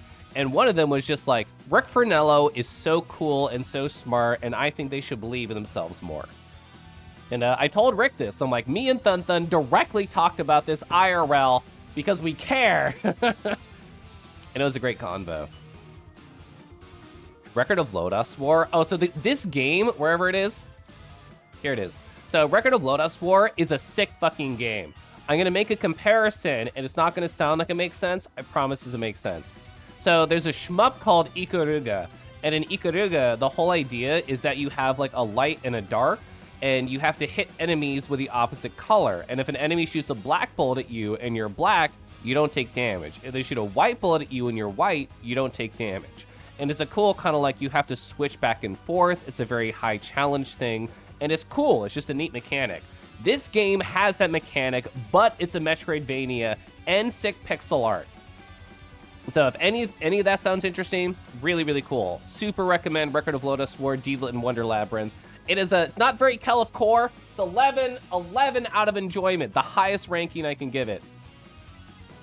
Yeah, Before Your Eyes is going to destroy me, I know. You love Kelif core as a rating? So selfishly, because I am who I am, I made this in a tizzy earlier today. But what I want to do is because the genre is here, I can make categorical arrangements where we can see what the highest Kelif core rating for any genre is and the highest Kelif enjoyment for the genre, like based on an average or a median. And I think it'd be fun. I'm 80% sure casual indie storytelling is most Kelif core and most Kelif enjoyment, but I want the raw numbers. Grease changed my life. I love Grease. Grease is really, really good. What game made you cry the hardest? Literally the top of my Kelif core enjoyment. Beacon Pines. If people go find the VOD on my Kelif VOD channel of Beacon Pines, I literally, not exaggerating, am sobbing at the end of it. It's the hardest I've ever cried at a video game. But don't actually jump to the end of Beacon Pines. Go play the whole game for yourself and then watch me cry. You unique key in a spreadsheet is very Kelif core. That's true. That is so true, actually. Until we went to the speed run, you actually didn't know what Neon White was like. Yeah, it's really interesting. It's like a puzzle movement shooter. Like, I don't really know of a way to compare it to something, but it's also very speedrun core because you have like certain level gradings. Like the speedrunners are always gonna get max, but like you as a casual are still encouraged to like beat your own times. Oh, like Max Payne, the story is like emotional and substance abuse would be my vibe. So my worry about that is I like sad video games. Like you can tell, like Amori is a very sad video game. Firewatch is sad. Get in the Car Loser has a traumatic like chapter in there. There's a lot of sad stuff here. I'm sure there's other things. One Shot has some sad moments. And I like character growth a lot. Like Amori is a perfect example where like characters go through some fucked up shit, but they come out stronger at the end, and I really like that. And without knowing more about Max Payne, looking from afar, it feels like me, the vibe would be more like we're sad all the time and we still hate ourselves at the end of the video game, but I guess we got revenge, so things are slightly better. I don't know if that's true. If that is true, then I don't know if it's really my vibe, but if there is character growth, then I think it's interesting. Oh, yeah, Harold Halibut actually does look really cool. I'm gonna write that down too, thank you.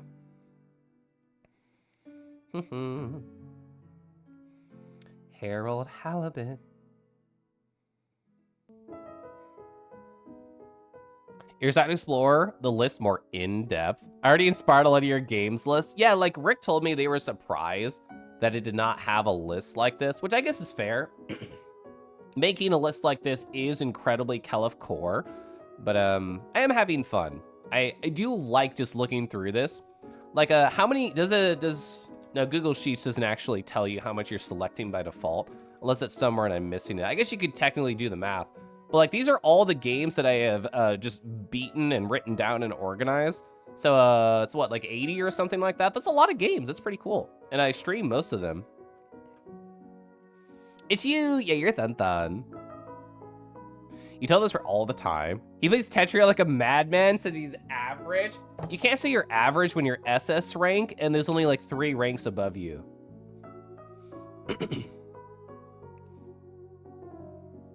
God, I love Beacon Pines. Oh, you love the bit in the middle? What happened? I love that part. Did I add Tangle Tower? I actually did not, but that was really fun with Gunner. Oh, it wasn't specifically Max Payne. Oh, El Paso Elsewhere. I feel like I've heard of that. My post-it's not full. I'll write it down. Why not? So, like, a game that I feel like rides that line in a quote-unquote uncomfortable way for me is actually on my played list here. So, Disco Elysium, I did play and was incredibly interesting and looks really fun.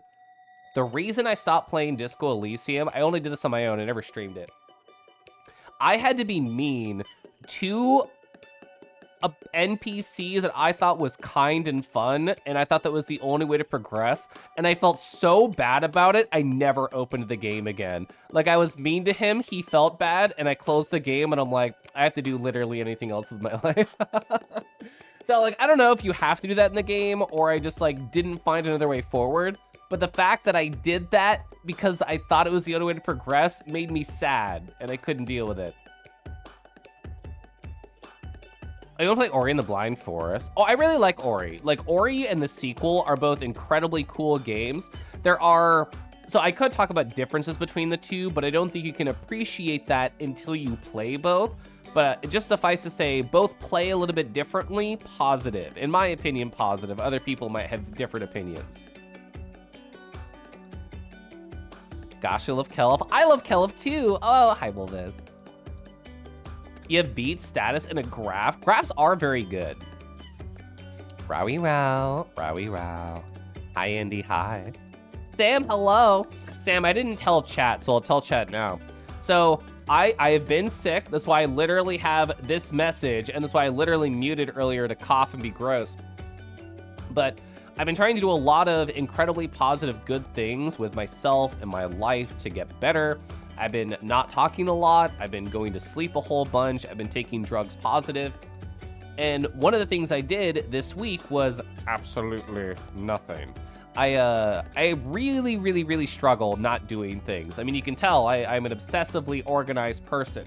I love my hobbies. I love keeping up with things. I love incremental growth. So to do nothing, I really struggle with, and being sick is really the only thing that can make me do that.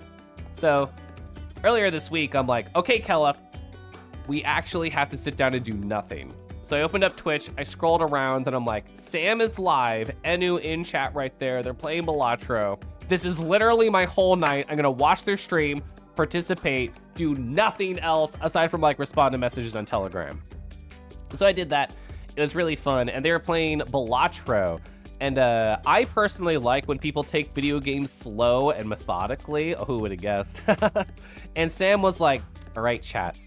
Here's like the chips number. Here's the malt number. Can you do the math for me? And I was right there doing nothing like, oh yeah, I can do the math. And like I did the math in a calculator and I put it in chat. I'm like, here you go. So it was fun. I enjoyed that. I hope you had a lovely night yesterday. I don't know if I said hi to you in VR at all yesterday. Now that I think about it. Either way, hi. Hi, Sam. Hi. I hope you had a great night. You must turn off your brain tonight. Oh, yeah. Like, I literally was talking about doing that. It's great. I hope your brain has a good rest. I hope it has a great wake up tomorrow on your birthday and all those fun things you talk about happen really good. Well, you beat 2 games on stream today, so they must have been pretty tiny, or you played for a really long time, or you started one at the end and then you did a small one. Either way, all are really cool. That's wonderful. Yeah, so Small Saga is on my list. It's pretty high, isn't it? Yeah. So Small Saga's right here. So I was talking earlier about the idea of, oh, I kind of want to targetedly, is that a word? I want to play games with a target in mind. Where like every one of these games, I know I can connect with like at least one other person about it. Anything that's high in my list, positive. Or it's a game that like nobody talks about and I think is cool and I want to share with the world or something like that. And so because I finished Xenoblade Chronicles and I am going to AC later this year, AC 2023 Califlor, my husband and I drove. It's like a 12-hour drive. We stopped in Ohio at a friend's house, we chilled, and then we went to AC. It was like a couple-hour drive. So we're gonna do the same thing this year. We're both hashtag done with flying. I'm not gonna talk about my FWA stuff in full detail. This is gonna be a whole Kelif stream. But suffice it to say, travel sucked for many, many reasons. And I don't really wanna do an airport again this year, if I can avoid it. So we're gonna drive, we're gonna do it. And it also means I have to fill 12 hours there, 12 hours back. I'm gonna need to have a new Switch game. Like on the plane flight for FWA that I just did earlier, I took a book. I literally took a book I haven't read. I note-taked it, and like I had a good time, and I finished the entire thing on the way there, the way back. It was great. I can't do that on a 12-hour ride. I would need a really, really thick book. I want to read for 12 hours. I think my brain will explode. But I can play a video game for 12 hours. So I'm going to think about that. I have one in mind. It's actually not even on this list. I'm going to add that too. But there's one specific person I want to get to know better. So I won't mention the game here. But I've thought about it. And I think it'll be a great Switch game. And probably take me 20 hours.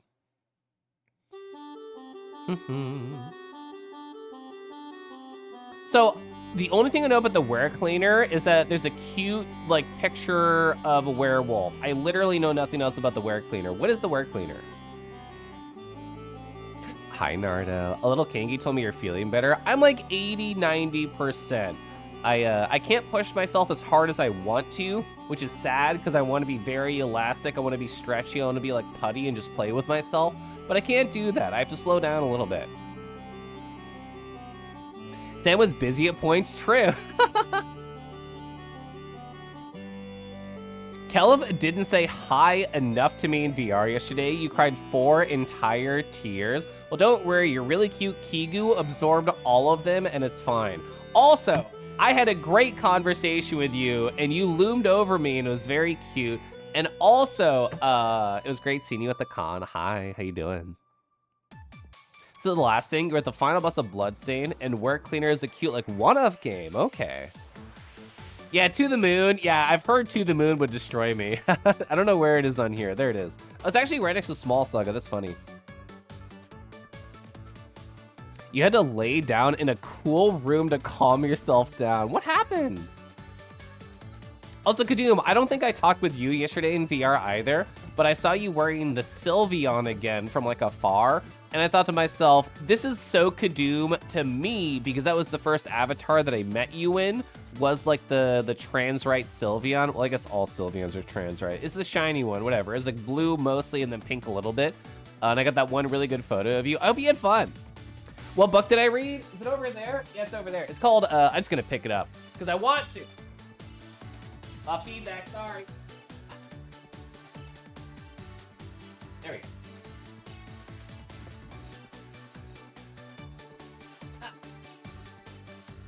All right, I wanted to write down the author name correctly, which is why I picked it up. So I read Duly Noted by Jorge Araño. There we go. It was a book all about note-taking, and I didn't notice it happen, but there was literally, actually, let me hide my display because I want to go to my personal messages. I sent it to Rago. Here we go. Scroll up in my Rago chat. Wow, did we talk that much since the con? Whoa, here it is. There's no way I want to show off my actual Telegram here. All right, here we go. Perfect. I should have done that instead of picking up the book. That was a silly idea. But anyway, hi. So I read this book right here, Duly Noted, Extend Your Mind Through Connected Notes. I'm really into Obsidian. I did not know it was literally a book about Obsidian and taking that. There's this girl named, oh God, I'm forgetting what her whole name. It's Nicole. What's her whole name? Actually, she's in here. Yeah, Nicole Vandehoven.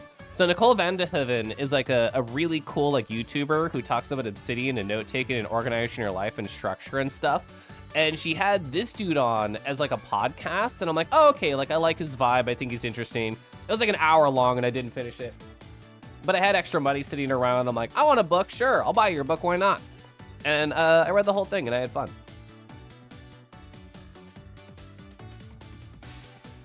You haven't had problems with the planes your last times flying to cons? Your crush got flagged by security 2 times? What? Also, I've never seen Murloc Noper. That's very good. Am I accepting book suggestions? Yeah, I'm currently going through Atomic Habits, and I have no other plans right now. So far, in terms of me getting back into actually physically reading, self-help books are the only things that have kind of like stuck, and I haven't really gone through any like fiction, but feel free to suggest anything. Hi, Luvi, hi. Oh, I think Crystal Project sounds really interesting. For people who don't know Crystal Project, it's like an open world traversal JRPG with a bunch of weird mechanics and jobs. I watched Kinji play it like a year or 2 ago, or like Setsuna as well, I think did. I thought it looked really cool, and I wrote it down. I've not done more research into it, but it's pretty high. It's in my like top. It's in my top 21. It's also my top. It's almost top 20. So you have to clean an office while hiding to make money while not eating the workers. That's actually so cute. Very weirdly fun and short. You will loom over me every time, you adorkable Nardork. I actually don't know if anybody has told me Nardork yet, but that's very good. Nothing happened. That's the problem. You're just overwhelmed by life. As somebody who has like, I mean, like even before the con, like doing all the job searching and professional development and job stress and I've definitely had a lot of lie down moments. Woo! I hope it goes all okay for you. You love Harbu Jammer. It reminds you of Alligator Story from FWA. Was I around for that one? I saw Alligator from afar while we were having like lunch that one time, but I didn't talk to him that con. Oh, he just uploaded last week. Whoa. Have read any furry novels? Oh, is Kelf gonna stand up again and maybe unplug his headset? Oh, he's doing it. Whoa, he's walking over here. Oh my God, I can't reach it. Okay. I actually have to take my furry bullshit off to get over to my fucking, my books.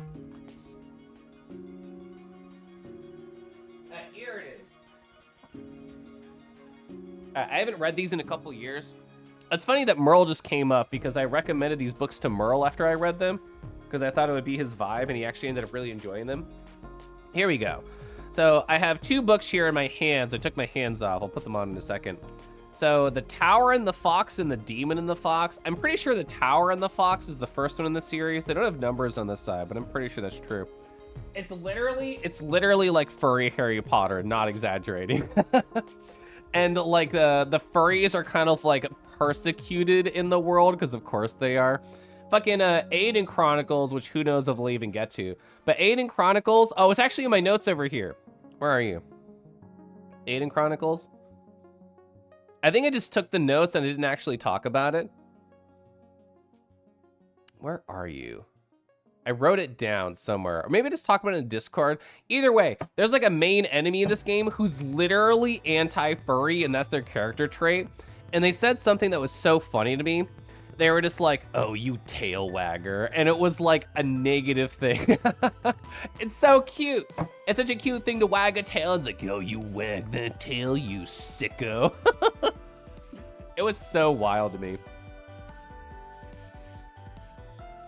Oh, is that another new one? Yeah, Murloc Loaf. That's cute. So if you want an extremely cool fantasy book, you highly recommend Mistborn Arrow 1. Oh, I'm copying, I'm pasting. Here we go. Final Empire, Well of Ascension, and Hero in Ages. The best fantasy books you've ever read. So like I was just talking about, I've really been kind of like, you know, sucking the dick of self-help recently because it's been so kind to me. But I will research. I will see if any of these tickle my vibe. Did I come across any interesting obsidian tidbits from Reazing? So actually, I have not digitized any of my notes. I did a whole bunch of like highlighted in here. So it's funny to me because the author themselves is kind of like anti-writing in books. They're like, oh, I use like a Post-it. I do like a gentle note right here so I don't harm like the original pages. I mark this up with ink so much. I am an aggressive like writer in books. Like I'll just write like little notes just for myself. I literally flipped to a page right here. Well, like I at the time just wrote don't period, be period, straight period, got it. And like I just thought that was funny at the time, so I wrote it. But I don't know. Oh, there was I learned that you could link to a specific header using like a caret, and I knew you could use hashtag. Oh, sorry, hashtag goes to headers, and then carets can go to like a title or something, or sorry, like a block of text, and I didn't realize that before. I haven't used it, but that was something new that I learned. I think mostly what I enjoyed about Duly Noted right here is just thinking about how to structure my own quote unquote knowledge garden. I think it's a very cute phrase. He didn't come up with it by his own admission, Jorge. But like, I did think it was cute. He was just like, well, it's a garden. You have to tend to it. If you just let it overgrow, well, it's not going to be what you want. It's not going to have all the things that you desire. You have to tend to it all, trim those leaves, water it, organize it. Which, my obsidian's a mess. Like, I'm gonna hide it for a sec so no personal information shows up. But I'll show you my graph view. There is so much stuff here that like, I could clean up, I could make better. Yeah, here it is. Here's my world. Perfect. This is actually my personal life, so I'm not gonna zoom in too hard. But stuff like this, I know this is Xenoblade bullshit, so I don't mind hovering over it.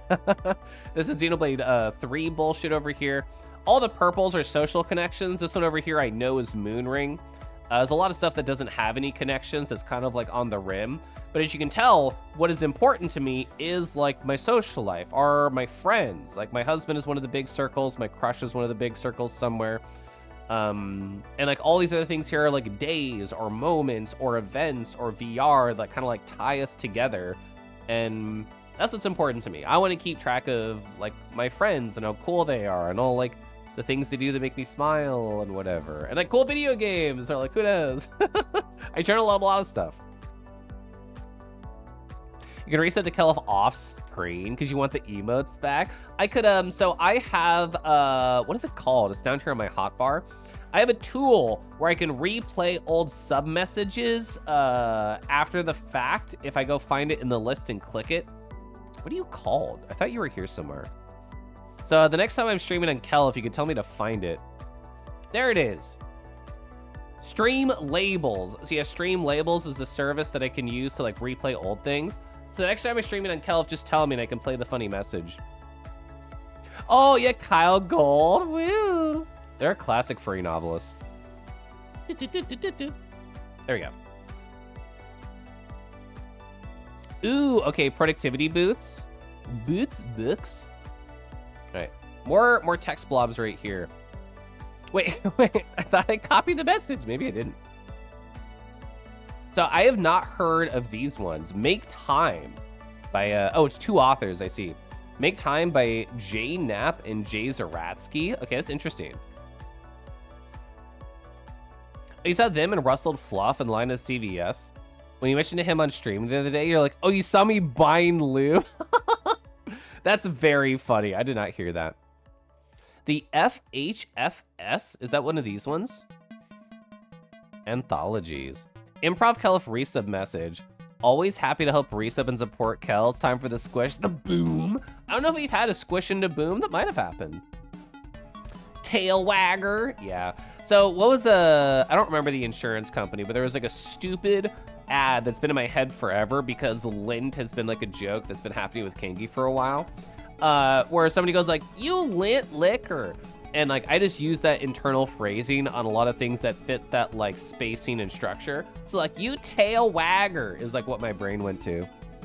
Yeah, the very clearly evil guy. Yeah, so like our main character saw the dude like, you burned down my village. And he literally was like, bro, I do so much evil shit, I don't even remember you. And then he saw Guru. I actually did find Guru, by the way. Let's go back to my Aiden Chronicles notes. Here we go. So I found Guru, they're in my party. Are we there yet? Feels like we can go as far these ruins rear end as a fella can go. Oh yeah, oh yeah. I had to take a screenshot of that, it made me laugh. Yeah, they saw Guru and they're just like, oh, you furry. They didn't say that, but you know, that's exactly what they were feeling. You did dive back into 8 and it's really great. Yeah, so I just finished this dungeon right here. I actually forget what it was called, but like the Tree Folk Village one, it was really cool. I really liked it. Maybe it's just me. You like when the furries are somewhat oppressed in fiction? It makes you root for them more. So is that just, are you like a bullying kink that you're also enjoying? So there was a lot of people who were fucking sloshed in VR chat yesterday. There was like at least 4 or 5 people. There's a couple of stories that I think are funny about them, and I promise this relates.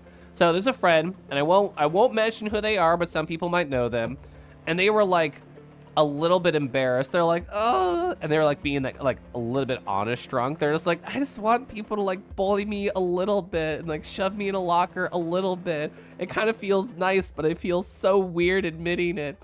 And people who were slightly more sober were like, oh, don't worry. We're all weird. It's okay. We're all kind of fucked up a little bit. And I thought it was really cute that they were like, I don't know, publicly ashamed to admit to having a bullying kink. I thought it was cute. Another one.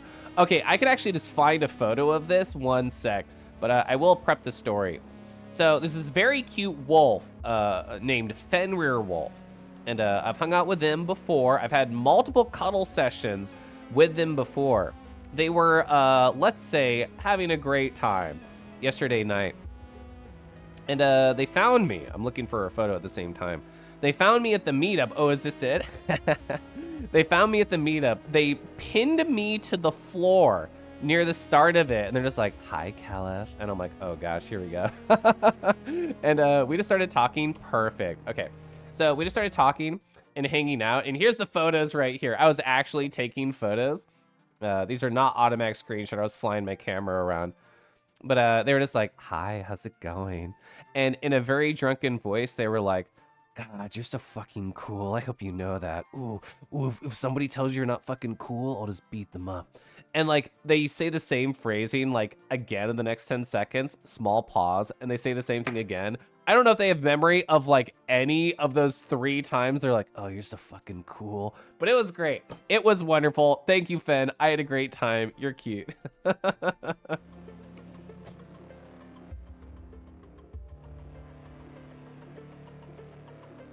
Oh, Brandon Sanderson. Yeah, we were talking about a bunch of different like authors and stuff. So like I finished a book right here, and I'm going through Atomic Notes right now, or sorry, Atomic Habits, and we were just talking about other things I could possibly read. Also, hi Griff. You appreciate everyone who was looking out for you last night. Yeah, we have so many good supportive friends. Oh, FHSF, Furry Historical Fiction Society. I just like keeping organized lists. I think that's my real kink. My kink is not shy boys. My kink is, wait, sorry. I wrote out the way that I pronounced it in my head. There we go. I just love organizing things. You lit liquor, exactly. I should link the clip where Poppin talks about how much he loves milk and would make frozen milk popsicles out of those tiny school milk cartons. This feels like designed to be like the worst clip for me personally, but you should probably clip it. Hi, Divvy. Hello. Divvy's so good. Nardo calling out my bullying king. You know, if you watch, oh, so Delicious in Dungeons, before the flight, my husband was like, can you like find all the manga ever and like download it and put it on the iPad? So I did. I downloaded every single chapter of it, which is what, like 96 plus chapters, and I put it on the iPad for him to read. So he's all caught up. He read the entire manga on like the travel time. I was caught up on the manga 5 years ago, so I'm out of date, but I've not seen the anime. You enjoyed a lovely conversation with Faywin about the Falconeers and animal handling of avians. Wow. If it's FH, I was wondering, I'm like, does this make sense? I don't care. I'm just gonna write it down. Fail win is what happens when you beat the bad guy. It just makes things worse. Yeah, I really enjoyed what I read of Dungeon Meshi, but like when I caught up 5 years ago, I was like current, and I'm like, okay, I'll wait. And now there's like a whole anime and stuff, so I'm the one behind the times now. It's kind of fun to be in the moment of being ashamed of the weird thing you're saying. So Sam on their stream, where I was obsessively helping being Calculator Boy, they talked with me back and forth in the Twitch chat, where I was talking about how, oh, my, what was the phrase that we use? Internal shame. My internal shame has gone down a whole lot with all like the things that I enjoy sexually. And this channel, this character has been like my horny conduit. And this was very intentional. I'm just like, I want to make sure that I can learn how to be comfortable and how to say what I want to boys when I want it, instead of just hoping that it happens magically and the stars align and that I'm horny and happy about it. So it's been a journey. When I first started this channel, I would say like, I was like 90% like reserved. Like I had a lot of like internal shame that I was kind of like working through. And I would say right now, it's like 20-30%. And I have a story about this that I'll come back to. Asterisk, pin in that, we'll pull it out later. But I'd say I'm like at 20-30%. And Sam was like, I think it's good you have a little bit. I don't think you should be at 0. Which I think is probably true. I think you need to have like a little bit of like decorum and just like, oh, I shouldn't tell everybody what I'm into in a public setting. I don't know. I don't know what percent you should have. I don't know what the ideal is, but I'm happy where I am at. Oh, I'm pulling the pin out. So here's an embarrassing story that I will not repeat ever. So here you go. Here's your one time to hear the story. I got sloshed in VR chat. This is public knowledge. Multiple people were there, including people in chat. And God. So I got kind of sloshed. And, you know, so I really only know and want to be horny in an incredibly small, specific environment, which is one-on-one. I don't really want to like, I don't know, broadcast too high. And people might be thinking, oh, Kel, if you've said some like wild shit on the stream before, and you probably will again. That's true, but we're not acting upon it. We are flirting, we are joking, we are talking about fantasies. We are not saying, I want this to happen to me right now, or like, I want to go do this thing with you at this exact moment. It is not actionable. It is just thought-provoking, which I am very comfortable in that environment. But for actionable environments, I'm only comfortable in a one-on-one scenario. So the thing that I'm really embarrassed about is I was talking with somebody yesterday, and earlier in the day, they had sent me a photo, And I'm like, oh, that's really cute. I have no memory of this moment. That was when I was really sloshed. And we talked in VRC, and they mentioned that photo. And I'm like, oh, yeah, it was a really cute photo. And they're like, oh, yeah, Kelif, when you were sloshed, you were really giggly and also so fucking horny. They did not elaborate what I said or what I asked for or if I did anything. They just said, yeah, you were so fucking horny. Which is, I don't know. It's so fucking embarrassing for me to hear.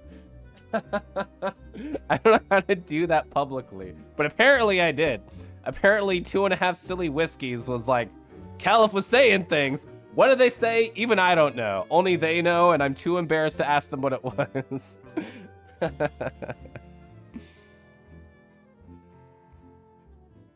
If only horny energy could be harnessed. Oh, right. Yeah, you just wear the harness with that energy. You're a little hesitant to buy full body and such. You don't own your headset. You're looking at an index. You're on the fence because the newer version. Oh, actually, I didn't hear if a newer version was dropping later this year. I mean, what I will say is I have adored my Valve Index. It has survived 3 years of a lot of use. I mean, a lot of use. Compared to some people, I'm not that high. I'm at like what? I'm gonna grab another cough drop. I'm at like 1,300 hours. We looked at this earlier today, just in VR chat. So give or take a couple. Because I played on desktop a little bit to test some bullshit, and I played hours in other games. So I think it's pretty fair. I think 1,300 is pretty fair, actually. Gosh, I love it too. And any issues that I have had with my index, I was actually talking about this with somebody yesterday. In the first, I don't know, 5-6 months of having my headset, the right speaker stopped working completely.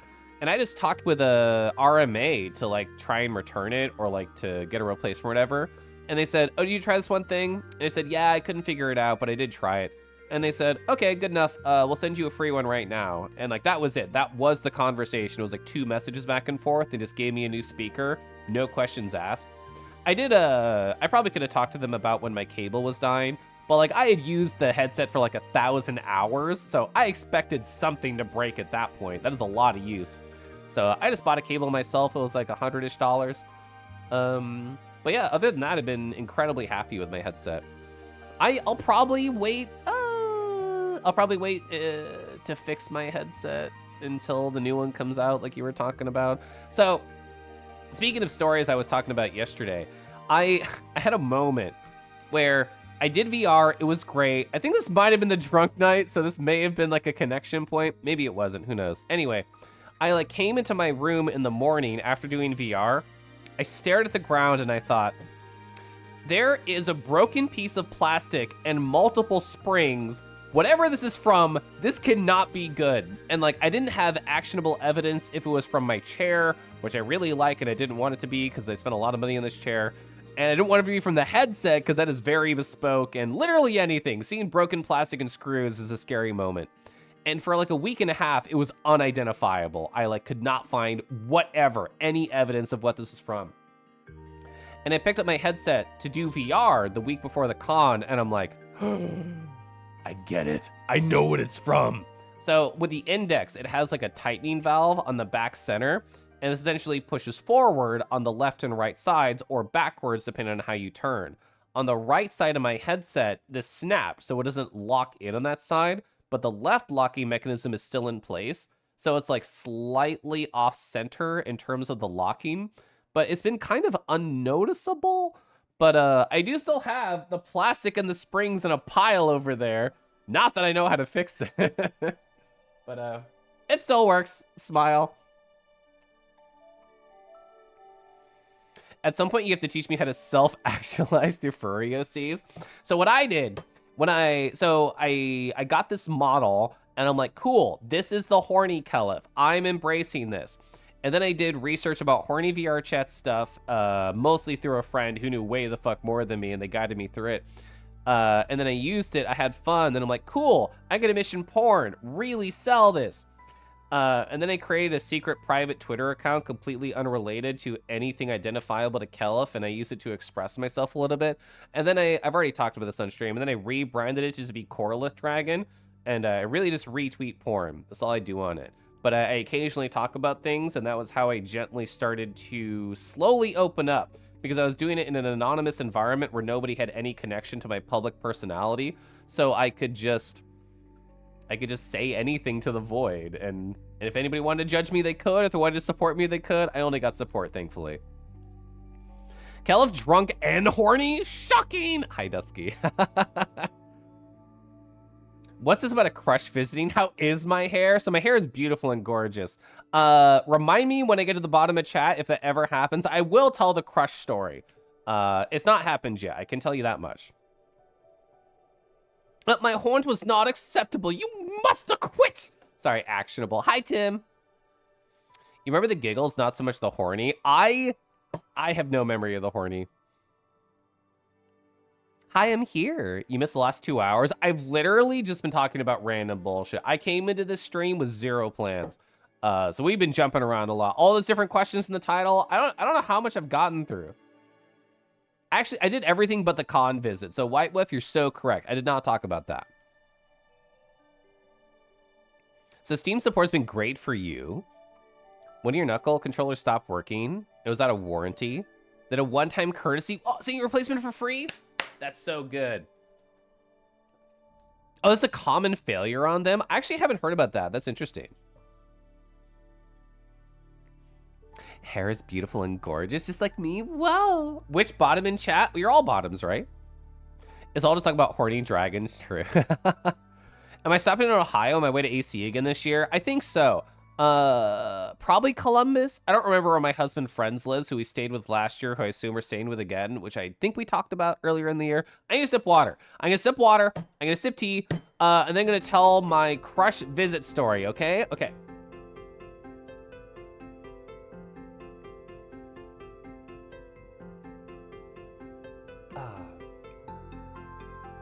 All right, NT.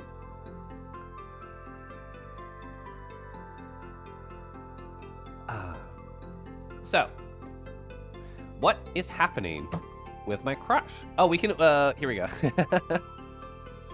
What's going on with crush? Whoa, we're like a talk show. That's crazy. Wow, that's wonderful. Oh, look at the setup. So gorgeous. I love it. So backstory. I have had a silly crush in my life for quite a while. Because I keep obsessive notes that I will not show you because there's a lot of personal things in there that identify them. But I've been talking with him since like last October, and I've been very open and forward with my husband about all of my feelings. And once I talk with him about those, then I talk with Crush about those, and then I talk with Stream about those. And there's been a recurring thread. Around in January, I started to put up feelers. I was just like, hey, Crush, you know, you and me have independent income from our jobs. We both have time off. We've both been talking for like a number of months now. It'd been like 4.5 at that point. And just like, what if a visit happened? Or like I came to you or you came to me. And at the first point in January, pretty early on, they were like, well, you don't know. I could be like an axe murderer or something. They were trying like to deflect. Which is like, oh, okay, fine. Like I tested the waters. The water bit back. I'll wait a little bit. And like a month or so goes. And I bring it up again. And I'm just like, oh, well, hey. You know, have you put any more thought into like maybe coming to visit me? I promise there's no axes in my house. So if you're an axe murderer, you'd have to figure out something else. And thinking on the fly, ooh, I don't know if you could do it. I've also been running so I could escape really easily. And I was trying to like slowly like tease them and be like, hey, this could happen. We could do this. And, you know, I don't remember the exact conversation for that one, unlike axe murderer. I could look at my notes, but I won't on stream. But essentially it was just like, oh no, we need a little more time. You need to keep cooking this idea. And I talked about it with my husband, of course. And me, my husband, my crush, and many, many other people were in VR at the same time. I did not ask my husband to do this. He did this on his own volition. And while I was talking with other friends, my husband goes and finds my crush and just walks up to them and says, hey, you should come to Kansas City. You should come see him. And I learned about this later and I laughed about it. But that was another friend in my pocket, the husband. The crush and I, we have a mutual friend. And this mutual friend texted me and they're like, Kel, if your crush said you're really interested in them coming to visit, so I told them you should go to him. So another friend in my pocket pushing for this idea. And then it all loops back to the sloshed. Ooh, do we want to play the drunk laugh while I go to this? I have had, There we go. So looping back to the time where I was very sloshed in VR chat. Before I got sloshed, in the morning, I was daydreaming. I'm just like, okay, it's probably true that I'll hang out with my crush tonight and, you know, we'll talk for a while. I'm gonna come up with like a speech, basically. I'm gonna be like, okay, what is anything I think could be on their mind that is holding them back from saying yes? Because there's a detail I didn't mention, I'm looping it in now. There was one moment they gave me the most important nugget of information to me to hear. I was teasing them one night, and in response they said, it's not that I don't want to come visit you. And I'm like, oh? So it's something else. There's something else on your mind, anxiety, maybe another thing that I don't know about that's preventing you from saying yes to coming and see me. But ever since they told me, it's not that I don't want to, I have felt incredibly confident about my approaches. And I knew that I would win eventually. So on this drunk night, I'd come up with a plan. I was just like, I'm going to say these things in these order. I'm so prepared. I know how to talk. I know how to sell. I know how to be excited. But as I mentioned earlier, this call, I was talking with Matos and Zag, and I looked at Matos and I was like holding my whiskey that was empty. And I'm just like, ooh, I had two. I could do just a half more and have a little bit more fun tonight. And I was like, I was good. I should have stopped then, but I was just like, oh, and I was around friends. I was excited. And they looked at me and they said, oh, well, if you're asking me to be a good influence, I'll probably be a bad influence instead. And they told me to have another half, and I did. And then things got like a little fuzzy in that night. I'm incredibly good at taking notes and remembering details. This slosh night is not one of them. And I don't remember everything from the last, like, I don't know, 45 minutes of that time, which a lot of that includes this guy right here. So I vividly remember certain things because they were embarrassing, so I didn't forget them. One of the things I vividly remember, hanging out with my crush while sloshed, I was like covering my face in like a drunk way. I'm just like, I had like a whole speech plan and I was gonna tell you all these things and you were gonna come visit and it was gonna be so cute and I was gonna be so adorable and you were gonna go say yes. And like, I was just gone. And I vividly remember doing this. And because I was sloshed, I was just like, I can't be sure. I don't know 100% if they said this one thing to me, or if I imagined it, or if I dreamt it, or I daydreamed about it. So I just went to bed, very hydrated. I actually did not get a hangover. I was incredibly good about drinking water that night, which I'm happy about. But I had this thought, this nagging feeling of, I swear they told me this thing, but I can't prove it. And we were gonna talk later the night and play a video game, and I'm like, okay, we can ask them then, it's fine. And the call starts out, and I'm like, I'm so sorry, I was so sloshed. And I was just apologizing, which I vividly remember doing that multiple times too, because I was really embarrassed about it. Because I don't ever really get that way. It was the first time that's ever happened to me. And they were like, hey, it's fine, don't worry. We can go through all the details together, smile. Was basically the cadence of their words. So I eventually brought up the thing that I thought happened, and they said in response, oh, so you do remember some things. And the thing that I thought happened that did happen that they confirmed was they said, you should send me your schedule and we can go from there.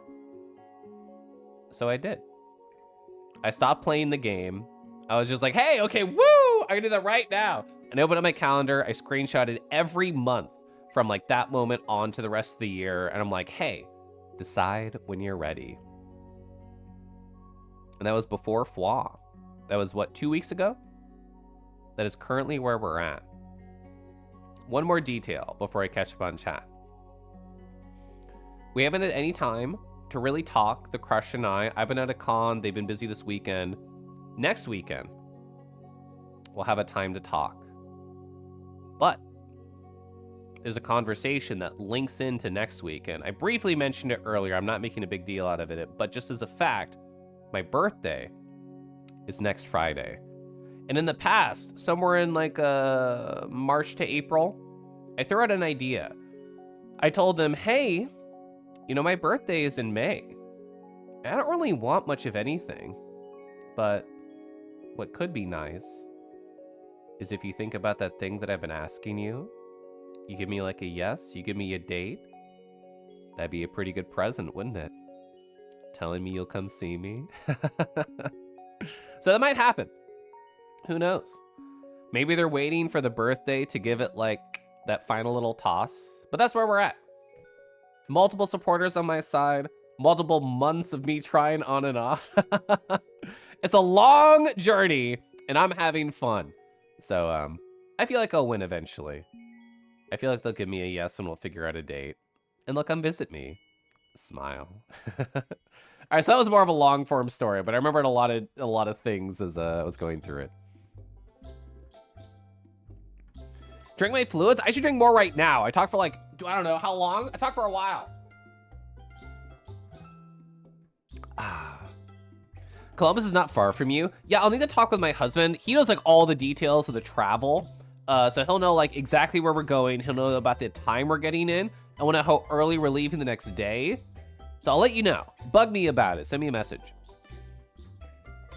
You were in a Discord call that said everyone thinks I'm a bottom for some reason. They told me my voice was a bit Narda. Slay. That's cute.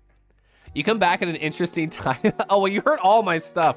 Landrin has all the details. We met up at Annex, which was like, I don't remember, February, March or whatever. January? I don't know. It was a while ago. I told them all the shit about my crush, which has only continued. You guys haven't already came to each other? Well, I mean, virtual reality is a different thing. Oh, the bully time happened during that? Kansas City? Yeah, I've been here for a while. I can only hope that one day I'll have a partner as supportive as me as Scuffy for each other. Yeah, like Rick and I talked about it yesterday. Like they were curious. Like I hadn't talked to them about my relationship with my husband in that way. I hadn't really talked about like my crush relationship with them in that way. So I gave them basically all the details about like how Scuff and I operate. And I thought that was fun. Oh my God, Ferret was destroyed. True. Speaking of plastered, like I think Cody Cool was talking about it. I like how they phrased it. They were like, Ferret was sloshed when I got here. And I'm like, oh, you've been here for a little bit. All Kelif wants for Christmas is Kelif Crush. All Kelif wants for Kelifmas. My brain auto-completed that. Kelifmas is very cute. Something I'm proud of you. Hi, Deckies. Decky, I was lurking in your stream while I was in a Discord call with mutual friends like Sword and Rego and other people. And I was like, oh my gosh, like look at the slip fin avatar. And I took a little screenshot. Other people were talking at the time, so I took a screenshot and just put it in the chat. I thought it looked great. Support network for the win, yay! It's hard to parse everything we'll play in Mario Kart, but that's exciting. Ooh, I'm so excited, yeah. You feel like I missed a lot last night at VR. That's why like the VR stuff is crazy to me. Like the Setsu meets, they are popping. Like I am actively there, actively talking, actively interfacing, all those things. And I learned like the next day, I'm like, what happened? Why was there? So that's why Zord, I'm gonna shout them out. So /shout out. This is all caps, don't be that way. Zord desu. So this wonderful dragon right here does recaps of the Friday night VRs, so I get to see things from a slightly shifted perspective. Because like we talk, we hang out, we have a lot of the same mutual friends, but I see like a whole different section of the meet at the same time. It's so interesting to me. You remember talking about her crush? Is true. Did I have unique details at the time? It feels like a while ago. Well, with unique details, I mean like their name and like things we've done together. Which I've only told chat certain things. I try really hard not to talk too much about identifying stuff. Oh, Ribbon did it? Oh, it turned out so good. I love the talkie animation. You've been doing a lot about better, but me and your feelings and kinks, the boys, who I'd love to cause me to immolate, which is a huge win for me. I still remember, so like, I didn't realize at the time, but I know now with context, because you've told me, when you were like borrowing your buddy's headset in VR, and you were like, I had like a photo of Mados up on the screen, and you were like, Mados looked down at me, and I felt things. And I thought that was so cute. Because like, I also enjoy when tall boys look down at me. I get it. I do wish the meats were slightly less pop-in, but more, not less poppin', true. Yeah, like, the perfect dream is that only your 30 closest friends arrive and nobody else, but it's such a hard balance. Like, I totally understand why people pivot, why people are like, oh, hey, I'm gonna bring these 5 people into a private world and not be here in this hashtag mess. I 100% understand. But I know too many beautiful people on an intimate basis to do that, I think. I just figured out what might be up with your left microphone and the left side of your index cutting out. Oh, you love looming over Divi. I know they appreciate it. I can't really mimic it that well on my stream avatar, but they were just like, they had their arms over their head and they're just doing that for a while. They're like, hi everybody. It was super cute. You just remembered a little bit better. You have a couple of ideas. It was really cute because like, so at the time, both Lantern and I at the con annex, both were at similar like feelings level with our crush. We're like, oh my God, it's been a couple of months and we're talking a lot. Woo!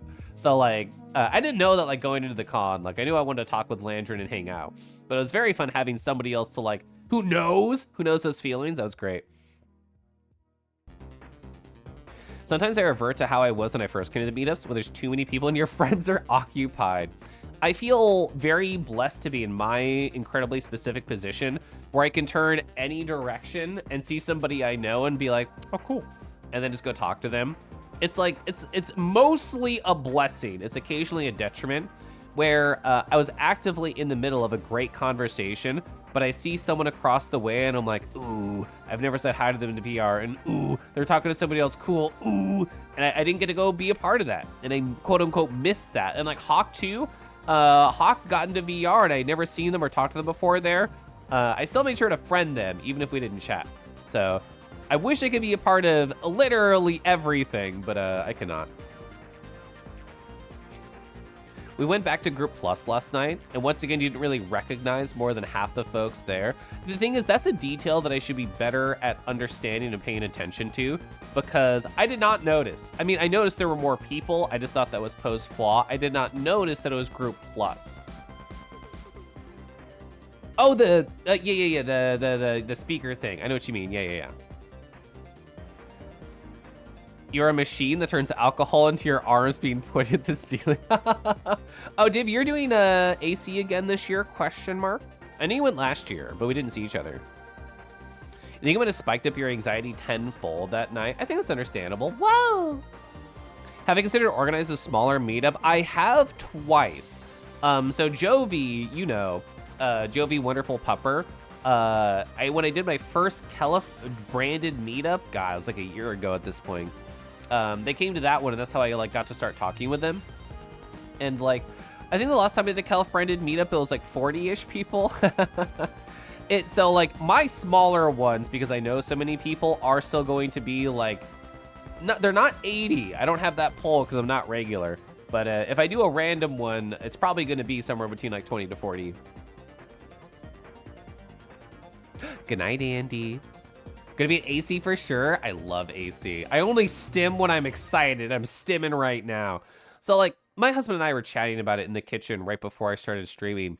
And like, it is such a hard balance. Like I love furry conventions. I love seeing my friends. I love talking, hanging out. What we're doing right now, I like doing that IRL too. In smaller groups, if I had X number of people, don't tell me how many people are watching, all surrounded, all staring at me, just holding up like little text boards, I'd be terrified. But here on Twitch, it makes sense. It's great. But like, yeah, we were chatting about how it is a very hard balance with conventions because cons are expensive. Cons are huge. Like FWA increased by what, 50% this year from like 10,000 to 15,000 people. A lot. Is it going to be even more next year? Is it going to 20? Is it going to stay 15? Is it going to go down? I don't know. But holy fuck, was it busy. And I can't lie. Somewhere in my many personal notes right here, there's a direct line. There's a quote that says, "This con is a combination of very overwhelming, but also really chill at the same time." If I'm like walking through like giant group to giant group, I'm like, and like if I'm talking in like a small group of like 10 or less people, I'm like, this is beautiful and I'm thriving. So I don't know. I was talking with a close friend about it, and I really liked their perspective because they came from like the anime con world. So they are used to being like surrounded by gobs of people. And to them, it's almost like a relaxing thing. Maybe like a liminal space is the correct word, where it's just like, I am in the sea, but I am present. I am here with me, a friend, maybe a small group, and we are existing together and thriving together. But it's also a balance of money, and it's a balance of sickness. It's like the exact phrase my husband used, and I agree with him, is it's really hard to be positive when you're sick because everything else is pulling you down. Like I try and be an incredibly positive person at every aspect and intersection of my life. It's really important to me. But I've also been sick, and I have more negative thoughts when I'm sick, and I can admit this to myself and others. And after FWA, it's just like, fuck, I've been sick longer than I was even at FWA, so therefore it was a bad con because it brought more negativity to my life than positivity. And I realize this is like an errant negative thought as I'm literally just dripping everywhere because I'm disgusting. But like, I understand where that anxiety comes from, and it's a hard balance. Like, if you're around 15,000 other people and you don't get sick, amazing. I've done that before. That happened to me AC last year, didn't get sick. I was hashtag chillin'. And hopefully that'll happen to AC again, but it's tough. Appreciates the Chained Echoes music. I did notice it. I was like, ooh, ooh.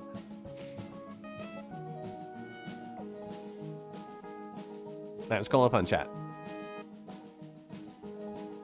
We're going to a con this weekend. Hoping to get a bit sloshed. Do I have any recommendations? Lamau. Where's my whiskey lisky?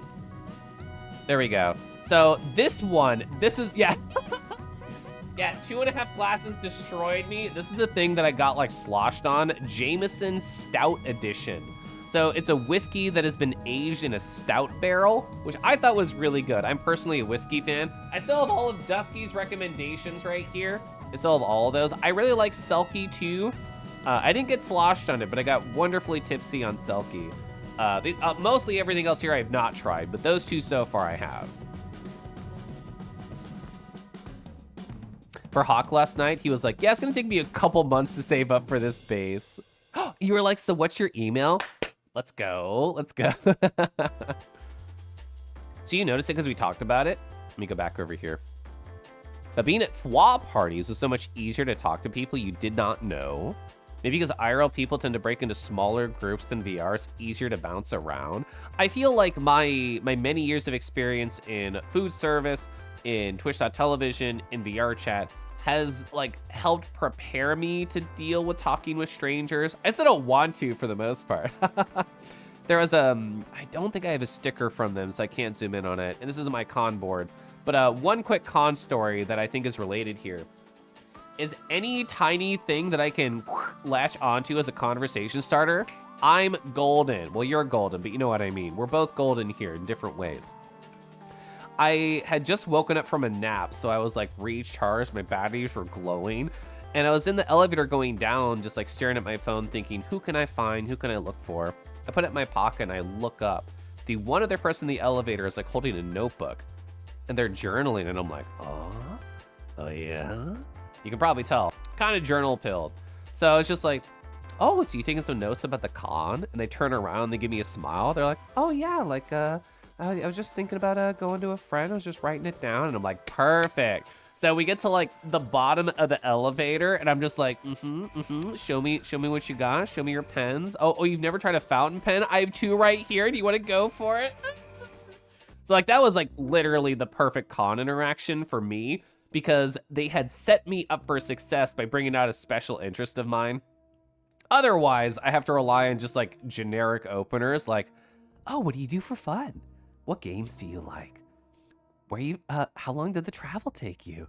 Do you have any good alcohol this con? Like anything like that, and then trying to take a small detail and run with it as long as I can, but it's tough.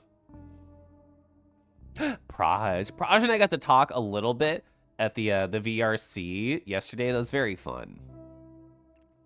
Being able to just gush about boys making us feel things was very nice. I'm a fan. Boys have been a double-edged sword for you this week. Oh no! Whiskey Lisky. Yeah, I think chat suggested that, and I love it. I anticipated you saying, where's my whiskey dick? I would never say that. So talking to a cute boy. On the other hand, broke up with your BF. Being around so many people who wanted to be around you, who are active with interaction with you, made me realize how alone I felt in my relationship. That's rough, and I'm sorry to hear that for you. Your immune system is the buff dodge, and the rest of your body is the derpy dodge. And so for the most part, I feel like I have an incredible immune system. I lasted like 1.5 to 2 years with no sickness. I will take that. I realize I cannot go to every single con and be safe. There's gonna be some failures. I mean, honestly, and just truly, I should have masked up more, I think. I masked up at the entirety of the airport, and when I was just going from like gigantic group in the con to smaller group, I was like masked up. But I mean, hurry slowly is like always really, really good at always having it on. And I don't know, I think I should have done it more. Would it have made sure I wasn't sick? I don't know, nobody can know, but I feel like I should have. As opposed to the other way around, stout aged in whiskey barrels. I have not tried that combo. Screwball. I'm a huge Screwball fan. Man, so I don't know if you talked about it with Zoran yesterday, Dusky, but when they got sloshed yesterday, it was all thanks to Fireball. I was in a Discord call with them earlier in the week, and they were so jazzed. They're like, well, you can't find it around here. I'm gonna special order it just for this Friday. They had a great time. Hi, Thunder. How you doing, friend? Showing up pens and stationery is so fun to get around a little nerdy. Yeah, I was so happy I got to show them my fountain pens for multiple reasons, because I'm obviously into them, but also I feel like I had a perfect spread. I had a TWSBI Eco, which is like very entry level. It's like $20, $30 or whatever. And it had like a very pretty purple color in it. It's not really shown off here aside from the number at the bottom of the page, but it's hard to tell how pretty it is. It's a Dragon's Knight by Robert Oster. I really like it. And so I got to show them an entry-level pen. And then the pen that I used on this is like it's a Y Studio. That's like a hexagon, like a gold tip. It's like a $200 pen. So I got to show them the cheap end and also well, to me, it's the expensive end. There's probably a higher end. But like, I got to show them the cheap and then like mid to high tier. So I got to show them like the whole vibe of everything. I was very happy. We multiply. You got stolen by your crush by PSO2. That's actually so cute. I played a lot of original Phantasy Star Online. I never tried to. I'm gonna reset my facial tracking really quick. Also, chat, we've talked for 2.5 hours and I had literally no plan, which I know some of you might be thinking, oh, well, you're Caliph, you just do that. Sometimes it's hard. Sometimes it's just like, it's not easy to talk for like an hour plus. Sorry, I'm gonna respond to a message really quick, smile.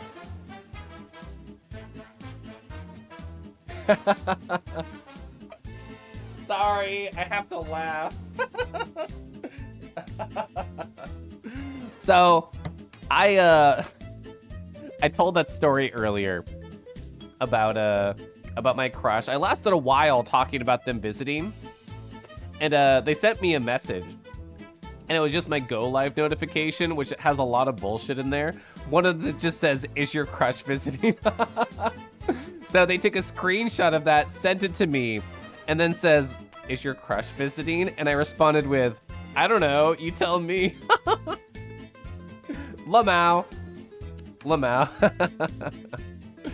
Oh, I have fun. You're still kicking, doing your own thing. Gotta support the fellow darks.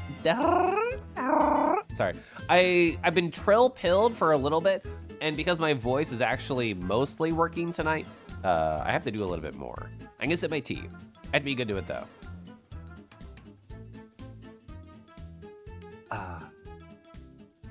Good night, Silver. So you're really extroverted, says Divvy. You're glad you're cute because sometimes it solves my icebreaker problems of not wanting to be intrusive or anything. You just yap and make creature noises. So Digi also does the like a blah, and like so I was at Korean barbecue at FWA, and I was with a pretty big group, like somewhere between like 12 to 16, so we were split between multiple tables. And somebody got up from my table to go to the bathroom. And Setsu sat down, and they thought that like Digi was sitting there, so they were like, a blah, I'm Digi, a blah. And Digi was not the one sitting in that spot, so Digi looks up from the other table and just stares at them. They're like, good impression. Which made me happy. I feel like because of food service, Twitch, and VR chat, I feel like icebreakers are not my problem. I feel like occasionally continuing can be an issue for me because like I can talk forever. I can literally talk forever about anything, which I enjoy doing, but I also don't want to I don't want to trap anybody in a conversational prison. I ideally want to make people talk about things that they are excited about. I want them to be driving the conversation. If I can give them the keys to the car and let them vroom, that is an ideal conversation for me. But that doesn't always work out. Did you know it's probably bully time soon? No, I didn't read that message. I don't know what you're talking about. Speaking of stealing boys, you forgot to mention your recap. On Sunday night, JT Wusky stole Hurry from you. I actually never interfaced with JT Wusky, but they're very cute. You know, this is wow. Yeah, KBBQ. KBBQ is so delicious. Digi had you a bois pilled the whole weekend. I love how they bois. I had a lot of fun playing Marvel vs. Capcom 2 with them and just walking around and talking about video games. They're so fun. I like them. Apparently there's a K-pot here. I actually didn't know that. I don't know where it is. Like Korean barbecue has always been like a con thing for me. Probably thanks to Hurry Slowly actually, because they usually put together like the Korean barbecue group chats and I'm invited and I like going.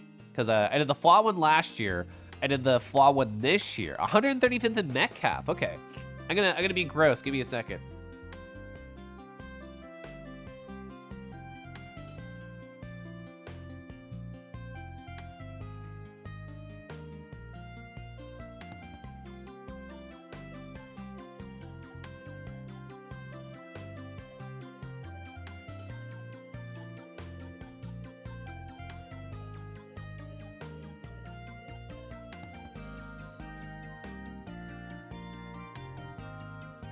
Okay.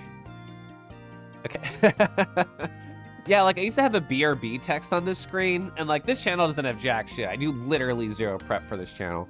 So I'm just like, I need some like 6 sign. I know I'm gonna have to blow my nose at some point, just given how my whole day's been. So I changed the BRB text to that. And I think it's funny. If Hurry did not organize things at cons, I don't know what I'd do with myself. Hurry is so good. I adore Hurry Slowly. Chat, I appreciate you. Can you tell that I was like so Twitch.television pilled? I miss doing this. It's so fun. Gosh. Oh my gosh. Oh my gosh. Oh my gosh. Oh my gosh. As some people know, in the Discord and the hashtag announcements channel, I've been leaving like voice messages on like Hell of Sickness updates.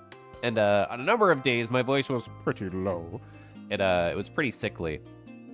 So I recorded some like low register, oh my gosh, kind of like voice messages for Rago. They told me they edited them. I don't know if they added them to like the audio pool, Lamau.